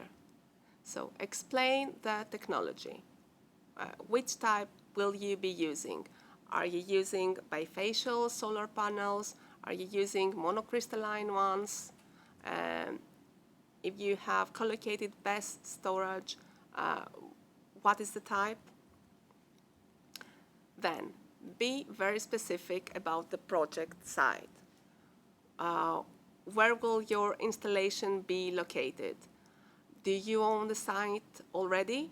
And do you have all the necessary permits or made any contracts? Then also please provide details on your assumptions, such as the expected yearly average full load hours, the probability level of 50%, or the solar irradiation. So please remember that the clearer and more specific you are, the stronger the proposal you will present. Then tips for clear writing of the business model. Very critical element here to demonstrate how financially credible your project will be. So kindly define the business model itself. This means to present key financial components in a structured and also transparent way, explain the expected capital costs, outline the revenue streams, indicate the anticipated financial returns. Also, detail the expected contractual arrangements. So, help us understand how electricity will be sold, whether it will be through a power purchase agreement or through participation in the market or through both. And also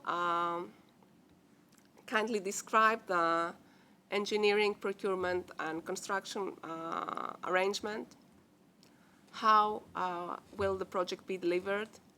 Who will be responsible for the construction? And finally, the future ownership structure. Who will own and who will operate the asset after construction provides further clarity on long-term responsibility and financial flow. Again, the more solid info you present, the better it is assessed. Going into operational aspects, let us not forget the team who will implement. So it is important to present your company's technical know-how, previous experience with similar projects, and also roles and responsibilities. Who is responsible for what, especially if you apply as a consortium project. Make it clear who's handling whichever task and whether you will need external expertise. And also define your roles and responsibilities in a way that provide evidence for a smooth project execution.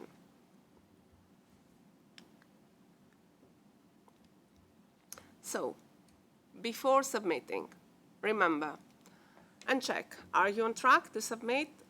Deadline September 1st, 2026 at 5 o'clock Brussels time. Double check that your proposal answers all the questions asked and provides sufficient detail. Then ensure that all mandatory annexes are included. Also proofread your proposal, make sure it's clear, it's coherent, and please do not leave submission until the very last minute. We have seen glitches, technical glitches in the past. They can arise, so kindly submit early.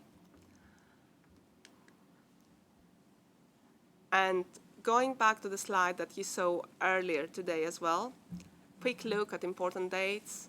Call opened on the 3rd of March 2026. It closes on the 1st of September. We start evaluation right after. You will be notified of the evaluation results by November 2026, end of November, and we will launch the grant agreement preparation by the end of November 2026, and it will run until roughly end of April 2027. So mark these dates in your calendar and plan accordingly. Here you have more information, useful links and QR codes that direct you directly to resources on the CINEA website and resources on the EU funding and tenders portal. And here, by clicking on this, you can have more detailed guidance. You can also have access to the FAQs. And with that, I would like to wish you best of success and hand things over to my colleague, Maria. Thank you. Yes, hello, good morning from my side as well. I'm Maria Spam, the Evaluation Advisor at CINEA, and I'm the call coordinator for this call.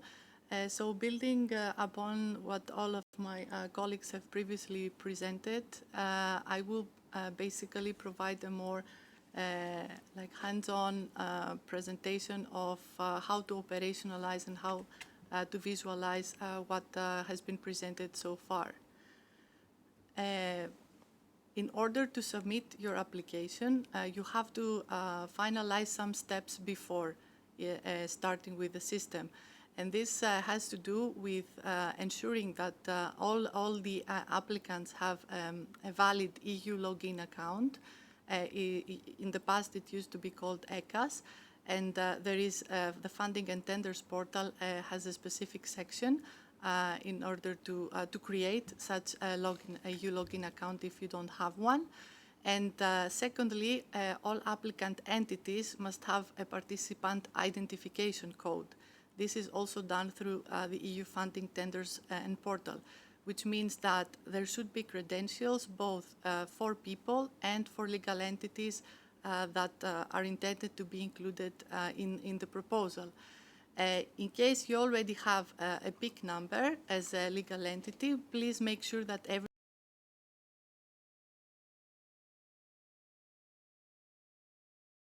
authorized representative, the person that is authorized, of course, to represent the legal entity that will be part of a proposal.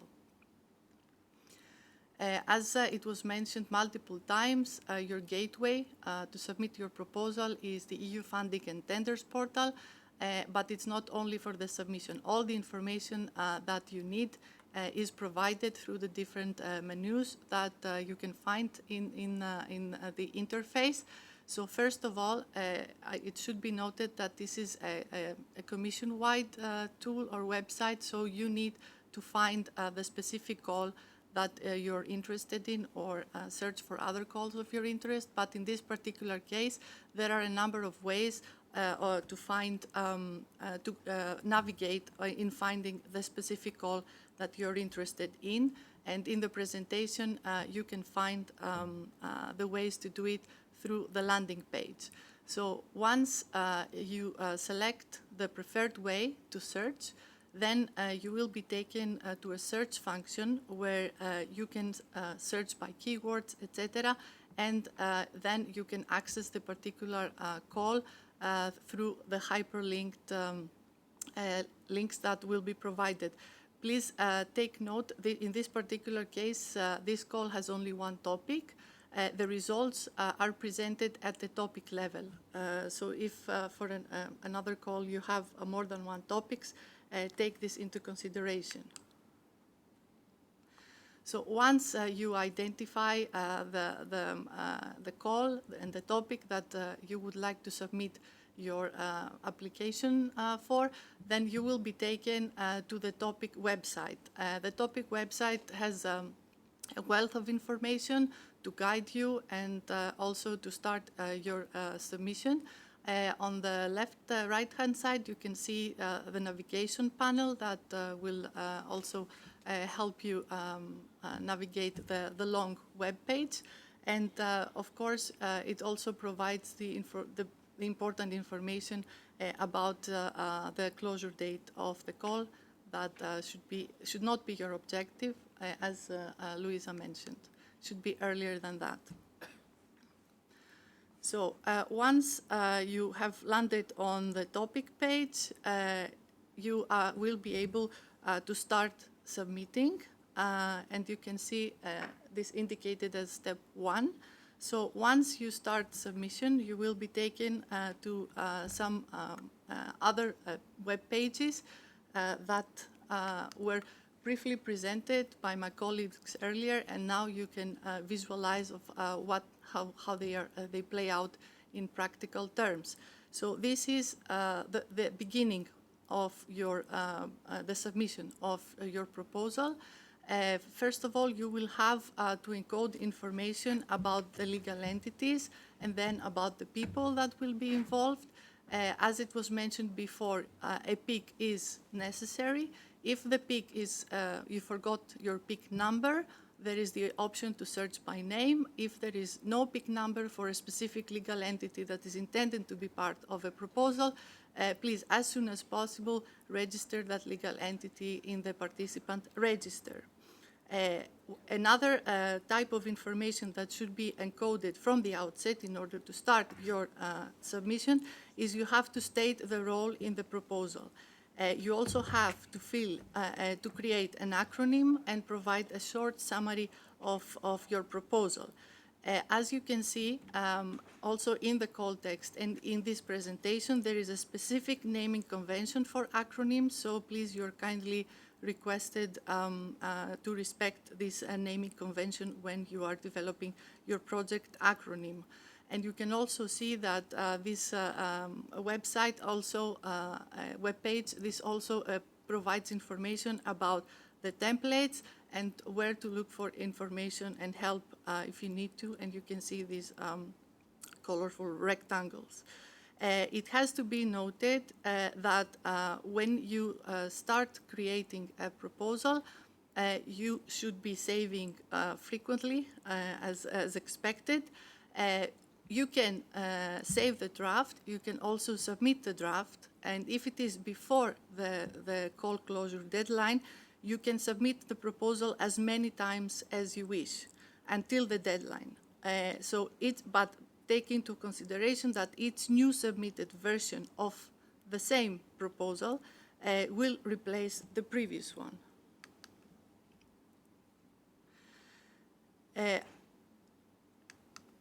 So, as I mentioned, there are some roles also to be allocated in terms of people and legal entities. And this is the place, the website that you will have to encode who is the coordinator, who is the partner, if there are affiliated entities, etc. It is sort of a straightforward menu, so you will be guided by the system itself. But you can also find information in the how-to hyperlinks. So the main basic partners are the beneficiaries and the affiliated entities. These are two types of partners, of proposal and subsequently grant agreement partners. And their role and responsibilities are clearly defined in the grant agreement. And they are the entities that can incur costs. There are also other partners, like associated partners, that can be included without that will contribute for the implementation of the proposed project, but without cost incurring capabilities. In the topic website, you can also find a copy of the model grant agreement. So in addition to this short overview of the types of partners, you can also find more information about the rights and obligations of these type of partners. And now we move to what Luisa also mentioned, Part A, Part B, and all the annexes. It was shown earlier where you can find the downloadable batch of the templates that are provided. If no template is provided, it means that you can, it is at your discretion to provide the document at the template of your convenience. First of all, Part A, it is an administrative form and it needs to be filled in online. And this means that you have to encode information. I will show you in the next slide how it looks like. And then for Part B, you download the templates, you complete the templates as instructed, you assemble them again, and you upload them based on the type of the template that is required. And then you can see what is identified as Part 7. Step 7, there are specifically identified slots where you can upload what is required. The requirements and the mandatory documents and optional documents are clearly explained in the call text. So this is first and foremost your go-to resource, the call text.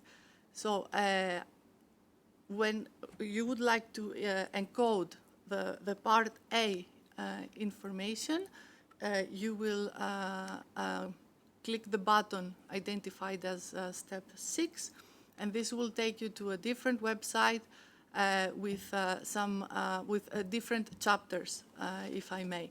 So all this information needs to be filled in, saved, and also validated in the end. And you can also navigate through the arrows on the top of the screen. You will also see that the acronym that you have selected will be visible in this view. Part B, as it was mentioned, this is a template that you download, you fill in offline, you convert to PDF, and then you upload. The table of contents guides you about what is required to present, and for the quality of a good Part B, it was already presented by my colleagues. Last but not least, you have to provide also geographical information about the proposed project. So Edit Forms is Part A. Next to that is the GIS button. So there you will be taken to a different website where you will have two options. You either draw, let's say there is some tools that you can use in order to draw, or if you have a geographical information system file, you can also upload it through the specific functionality of the GIS data. This information is hopefully clear, but there is always the case to seek for more information, more detailed information. First of all, in the Funding and Tenders portal, when you go to the website of the topic page, the long website that I mentioned, at the bottom of the page there is a set of Q&As, questions and answers, and my colleagues mentioned this earlier. So this is where you get more detailed information, more explanations about topics that were raised previously, needed to be clarified in previous calls, and the new Q&As will be added in that section. Then we have the FAQs about the program. You can find it in the Funding and Tenders portal as well, and you will receive the hyperlinks through the presentation. And for technical questions, meaning IT issues, please revert to the general FAQs and the help desk support. It was these colorful rectangles that were mentioned. There's an online manual, and of course, if you cannot find the information, there is a functional mailbox. Please address the information, your question there, and you will receive a reply. And that's from my side. Thank you. Thank you, Maria. So we have seen how to apply. We have seen with Luisa how to write a high quality proposal. We have seen before what are the conditions for the call.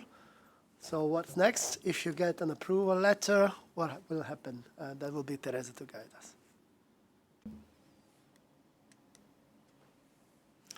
Yeah, thank you, Gianluca. Indeed, I will be covering the part on what happens after you have received the positive news that your proposal has been positively evaluated and that it has been selected for funding. So I will be covering the parts of the grant agreement preparation, the reporting provisions, and the grant payment.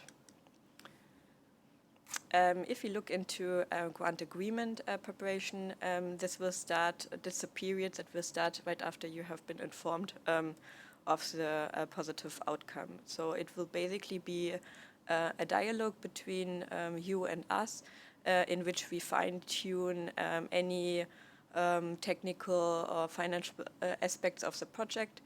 And we also may require extra information from your side that could be for example, based on the evaluations of your proposals, any questions or aspects that are open, and those would be covered during grant agreement preparation.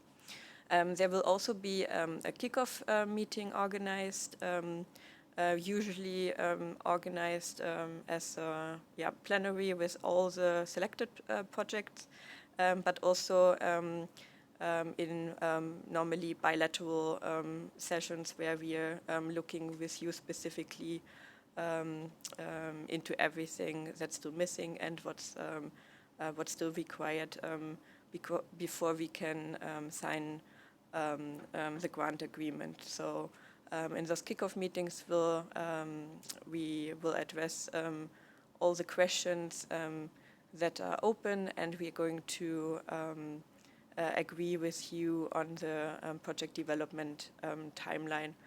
So still look again into the work packages, reporting periods, if everything is as we have proposed it in our previous presentations, and it's in line with the call requirements.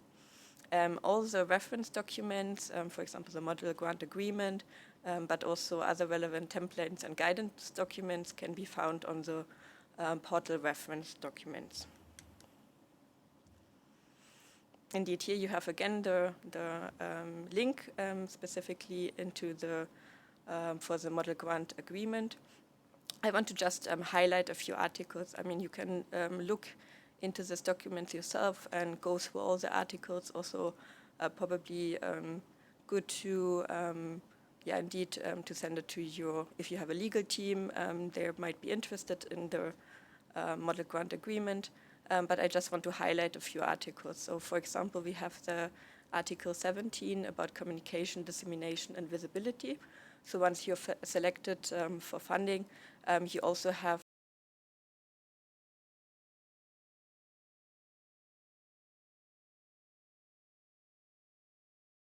we also going to cover that during, for example, during the kickoff meeting. And we also have, from the side of our agency, prepared a very understandable guide, which will help you with those questions. Then the topics that we have already covered previously in some of the presentations, but also in the Q&A session, those would be amendments.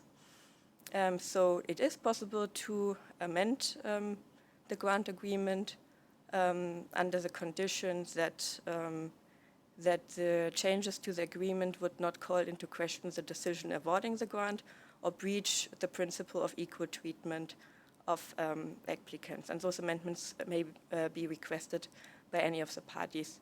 And here just a few examples for amendments. And just to highlight, there's really only in justified cases. We could, for example, amend the agreement to change the commissioning date, duration of the action, change the consortium, or, for example, transfer the grant. All those aspects have been previously discussed, but I just want to highlight again, particularly the aspect of amending the duration of the grant or of the project. especially when it comes to the commissioning dates.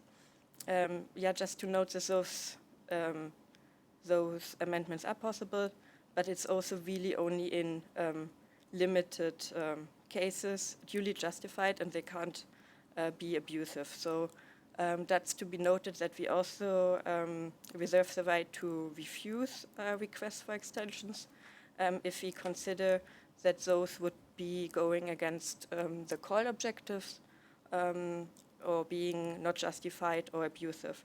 That could be, for example, requests that are not in line with the grant agreement provisions, or which would be linked to a delayed final investment decision due to market conditions. Let's look into the financing breakdown, the conditions of disbursement, and the reporting requirements. So when it comes to the reporting requirements, during the first, or basically always after the first 3 reporting periods, projects will request a reimbursement. And after the commissioning, every year projects have to report about their yearly generation via the deliverables, and those had been explained before, and you see the structure of the deliverables. This reporting must be done for 15 years.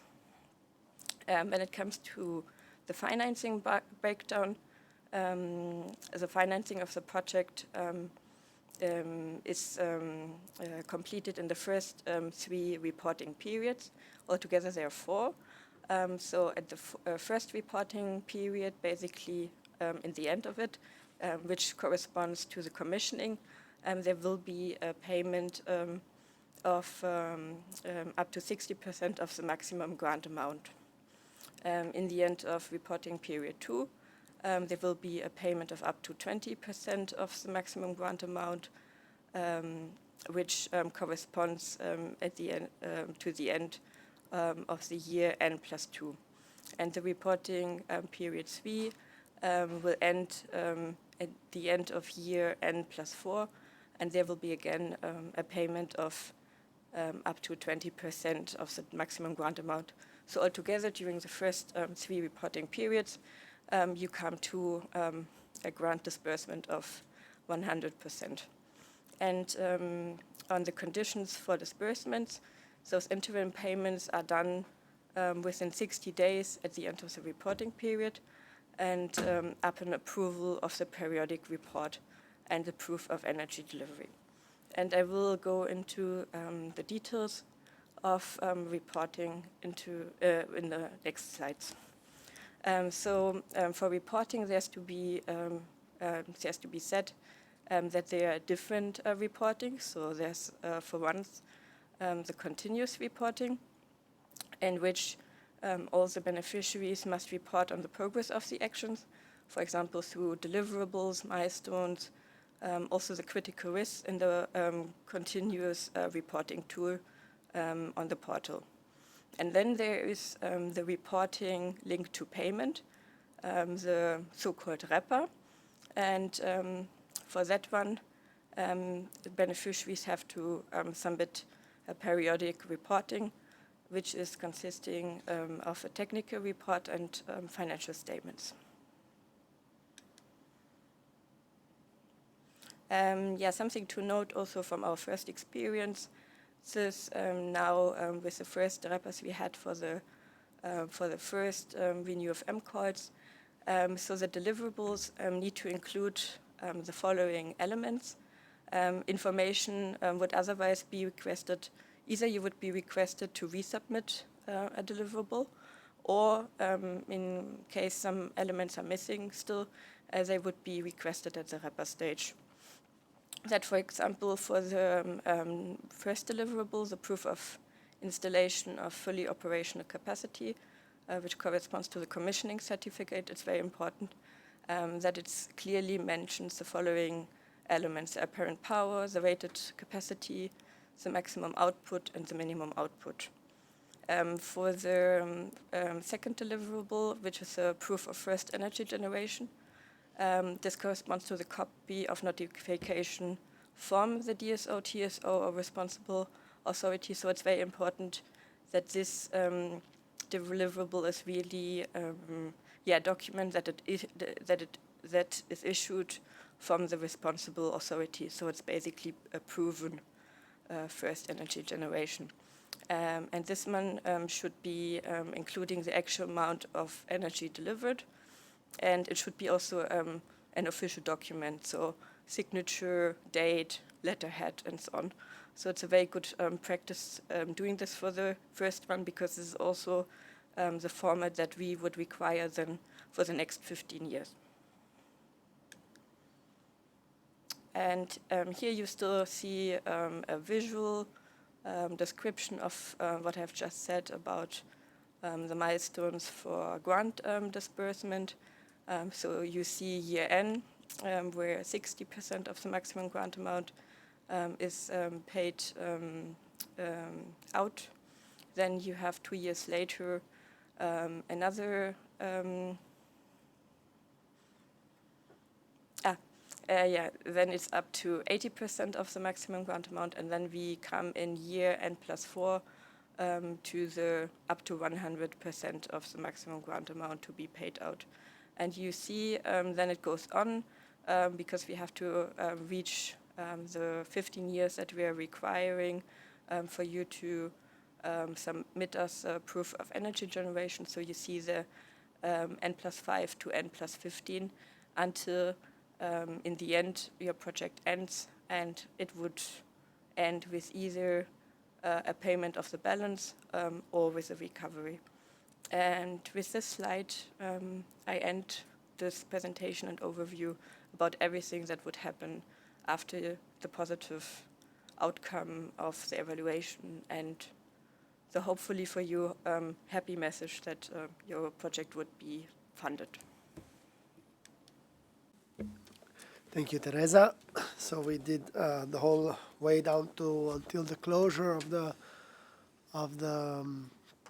grant agreement, and we are a bit ahead of schedule, but it's good because we have quite, I think, a number of questions on Slido, so we can actually already open our Q&A session, and we have all the time to tackle any questions that are already in Slido, and if there are new ones, you're still in time to formulate. So don't hesitate to use the Slido and connect.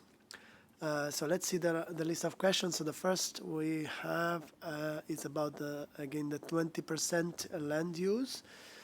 For finished project, does the maximum 20% include the land where agricultural activities will continue as before, also after the installation of the panels on that land? So in that case, I mean that's a typical situation where we can qualify it as agri-PV because the land, the agricultural activity will continue. So it will not be disrupted, and it means that the two activities can coexist. So if it is the case and it's an agri-PV, it doesn't fall into the 20% limit.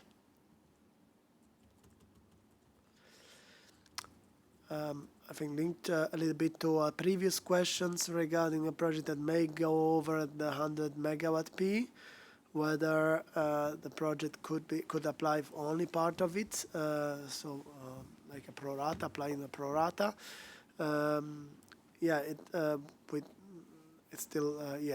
It is possible, but it needs to be clearly the project for which you apply must be the one within that limit.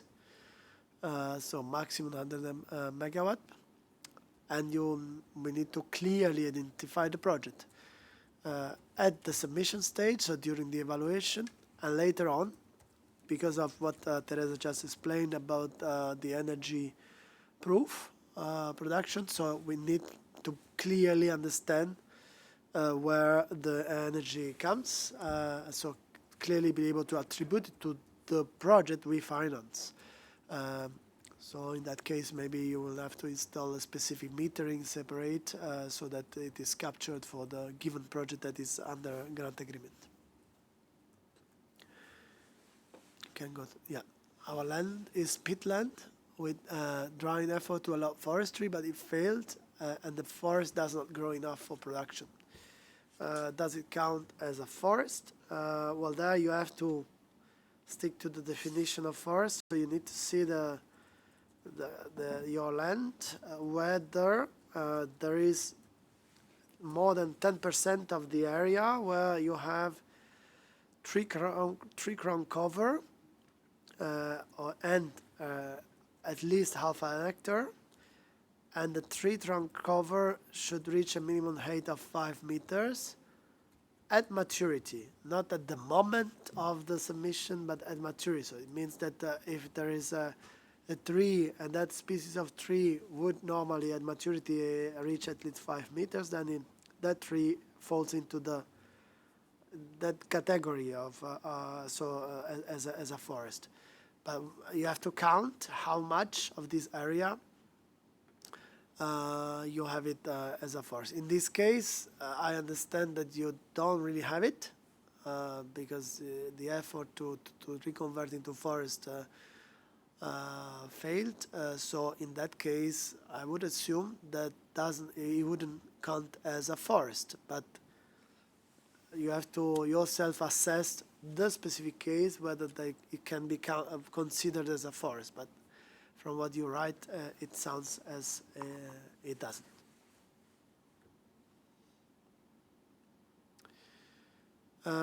So what if a project gets a grant, but later some part of permit is appealed and grid connection can't be signed? Does this mean that the project can't get the grant? So you need to have the grid connection signature agreement by the signature of the grant agreement. So if that's not possible, this is a strict call condition, so there's no, in principle, there's no grant agreement signature in that given case. Related grid, if the grid is available only after May 27th, so it's not possible to sign the grid operator agreement, can it be pushed back? I'm afraid that's the similar case, so you might technically have it available later, but you need to have the agreement before the signature of the grant agreement. So you cannot push back. Bulgarian project, question about self-consumption, whether it is possible or it must be grid exported. And the second question linked to that is whether BESS can be located in different regions from consumption site and be eligible. So for the first question, the self-consumption is not that it's not allowed, but it's not counted in the electricity production. Because to demonstrate the electricity that has been produced, it will be done via third party, so normally DSO or a TSO. So if you self-consume, it doesn't go to the grid, so it's not counted for the production. So it will not be counted for the statistical share of the contributing country, and it will not be counted to count the forward hour. So it may be a problem. For the BESS, it has to be co-located where the PV is. Then the electricity can be consumed elsewhere because it's then shipped to the grid, and then it's a matter of how the grid and the electricity market is built. But yeah, the notion of consumption is not a notion that is a condition one sense or another when we look at the call text.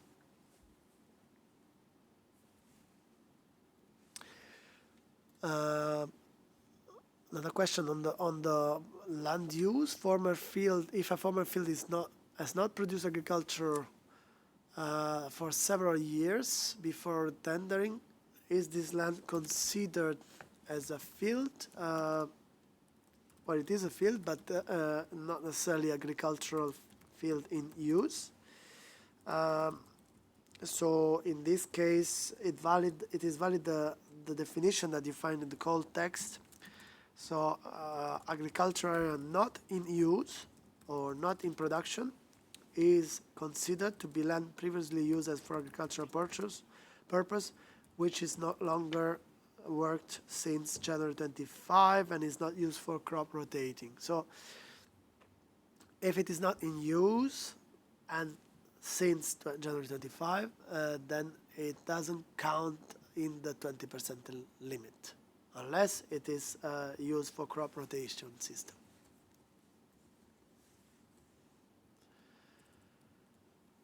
Is it possible to get grant of an area that is currently used to grow grass and receive some subsidies if the subsidies stop before grant agreement? I believe that that is linked, I guess, to CAP, so Common Agricultural Policy.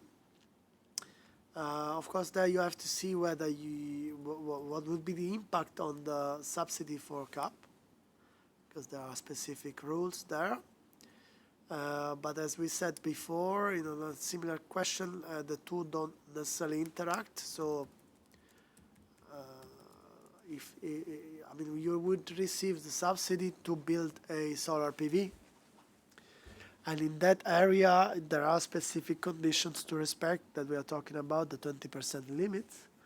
But we do finance the solar PV construction. Then, if you are receiving or have been receiving other subsidies for completely other use, well, it would be the other use that may be impact. So normally I would assume indeed that the subsidy stops before the grant agreement is signed, but you need to see the rule of Common Agricultural Policy or any other rules of the funding that you were getting so far.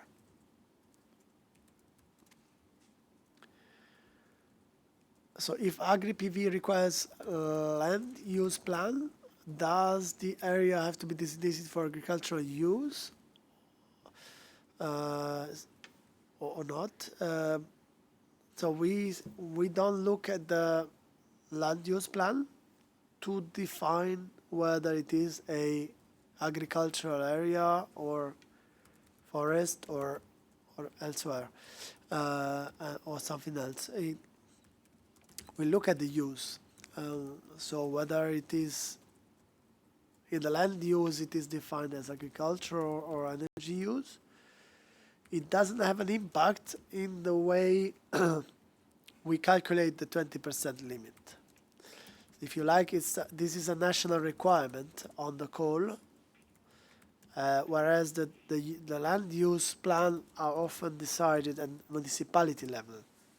So the two have different meaning. Of course, if the municipality doesn't allow for the area to be considered as energy, then of course you will not have a permit.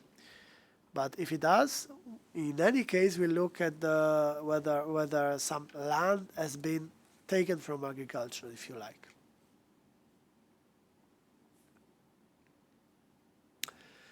Does the term peatland refer to peat production area, since it is a common soil type in Finland and farming is one causing most emission? No, for the coal, any peatland doesn't fall into, any peatland is not considered as forest or agriculture, which means that there is no restriction. You can use peatland to install the solar PV.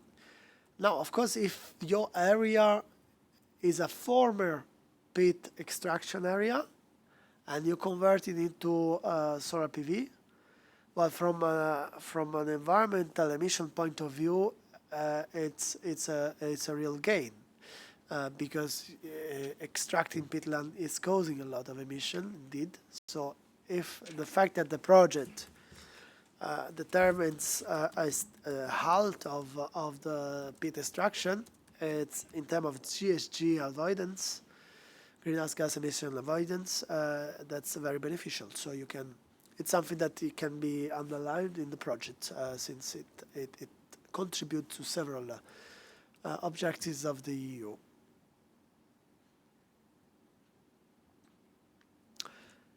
In the application form part B, should external expert of EPC contractor be listed in the section, project team, staff, or expertise? Maybe. Yes, thank you. Yes, they could be listed if there is already an EPC contractor that has been appointed. However, there should be very clearly, there should be a clear distinction between the team members who are in-house, who belong to the consortium, and outside the consortium. So their expertise could bring a very important element in the project proposal. However, there should be a distinction. Thank you. Okay, question on how the ranking works. In case in the ranking, can larger project be skipped or grant given to smaller project if the remaining grant is not enough for bigger, although ranked higher? So this will be a decision by the evaluation committee, but as a default rule, this will not happen. Because in general, the ranking follows really the order of the project based on the price offered, and projects that are considered good enough in quality will be ranked according to this strict order. Why we do that? It is because, first of all, to apply a very clear and accountable, so to say, system. So also for transparency reason, equal opportunity, equal treatment. But also because when we get into the grant agreement phase, it may happen grant agreement preparation. So the preparation of the grant agreement, not yet the signature. It may happen that for a specific reason, finally one of the projects that is selected is not approved. It's not signed for whatever reason. Might be the reason of the beneficiary or any reason. In that case, well, if there is room, we will look at what we call reserve list and take the first on the list. So if in the meantime one project was skipped because it was too big, then it would be worse enough. In this situation, will not have the same opportunity. So in principle, that's not what happened. So we look at only the price and we go, and then if there is not enough budget and there are still good projects evaluated positively, they will go into a reserve list of projects that may be invited to sign a grant agreement should the opportunity arise.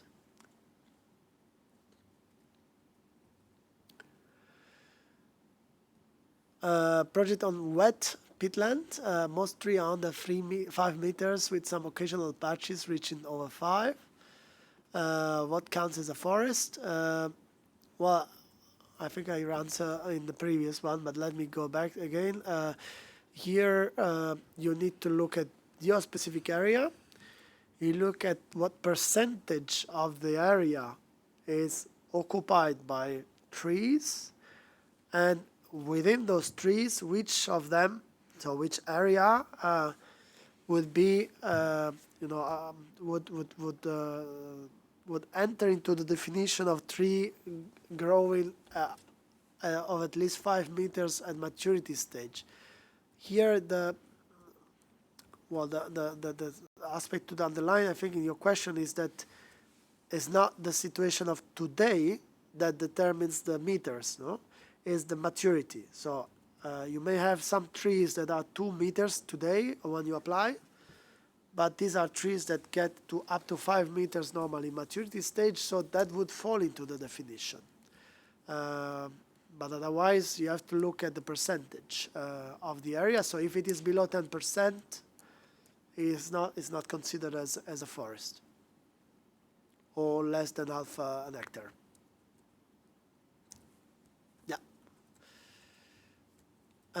If during first 15 years agricultural activities will be stopped or technical requirement will not be met, like production volume, must the grant be paid back?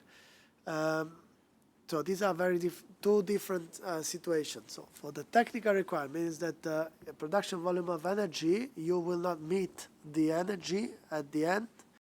So we look at the average in the 15 years, not the yearly production at the end. And if at the end you didn't get to the minimum average, and there is a clear explanation, then there will be a proportional reduction of the grant. So if in the meantime you were paid 100%, there might be some recovery. In case the agricultural activity stops, as I said in the previous case, we need really to see the specific situation, because if it is stopped because of the agriculture, because of the PV installation, it's one situation. If it stopped for any other reason, then it's a completely different situation. So it depends whether the halt of the agricultural activity is based is because of the project or not. And of course, it doesn't mean direct recovery in that case, because it depends then what is the percentage of the agricultural activities that it would have represented in the project. So case by case, we need to see the situation, but indeed, there might be partial recovery or partial repayment.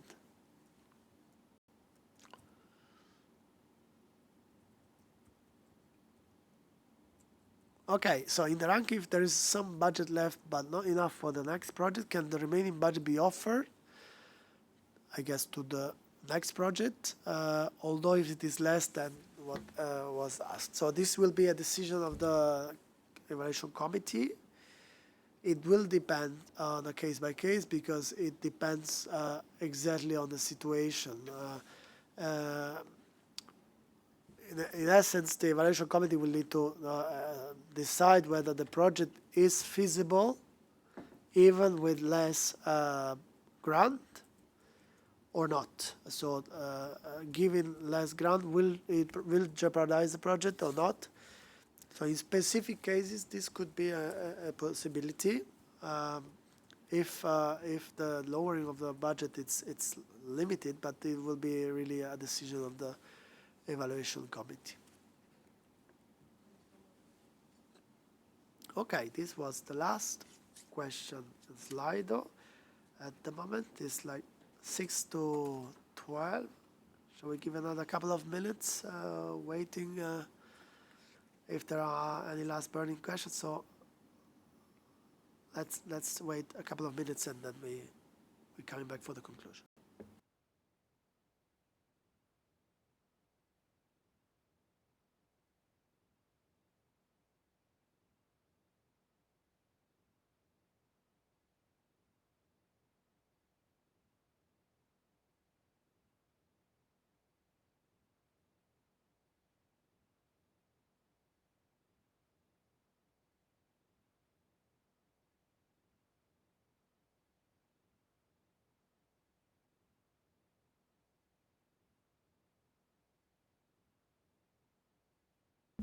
Okay, it seems we have exhausted all, at least so far, all possible questions. We did add really many indeed, so I hope we really dig into all the aspects you wanted to clarify for today, and this was like for you a proper information day, as we call it, so full of tips, explanations, and useful material. What we always do is to, of course, we will publish the PowerPoint in the page next week. There will be the recording as well. Thank you. Of the info day. So if you want to go back to any specific element we discussed today, you will be able to go back to and I think the recording is particularly useful when you start working really on the applications, for example, and you'll be able to really go through the aspects that Maria, for example, showed, or Luisa, and so you can really go into the details at the moment when you are working on it. So it might sound a bit abstract today on some aspect, especially if you haven't started yet. But later on will be always a material that should be useful for you. What we always do as well is to double check the Q&A, topic Q&A in the Funding Intelligence portal, and if there are questions that we answered today during the day, but they are not covered via the text of the call and the Q&A, we will update the list of Q&A. So we will also publish, I think we will have some Q&A to publish next week as well, in the coming 10 days roughly. And we can also make a news in the portal when there are new Q&A. I'm just looking because there's a last question, so we can take it. I can put it. So let's take the last question. But so when you will look at the portal in the coming 10-15 days, you will see an update with the list of new Q&A. So you can go back to it and see the written form of some of the oral answer we have given today. Let's take the last question then on the agricultural land. So if there is an agricultural land that gets subsidies on peatland, is it still not considered agricultural land because of the soil type? Yeah. So, well, we look at the use. So if that's peatland and there's no agricultural land in use, so there are no crops, there are no pastures, there are no activities that can be considered agricultural land in use, it doesn't fall in this 20% limit. Then okay, it may be considered as agricultural land for CAP, for example, of any other subsidies, but for the purpose of this 20% limit, it's not considered. And the reason is simple.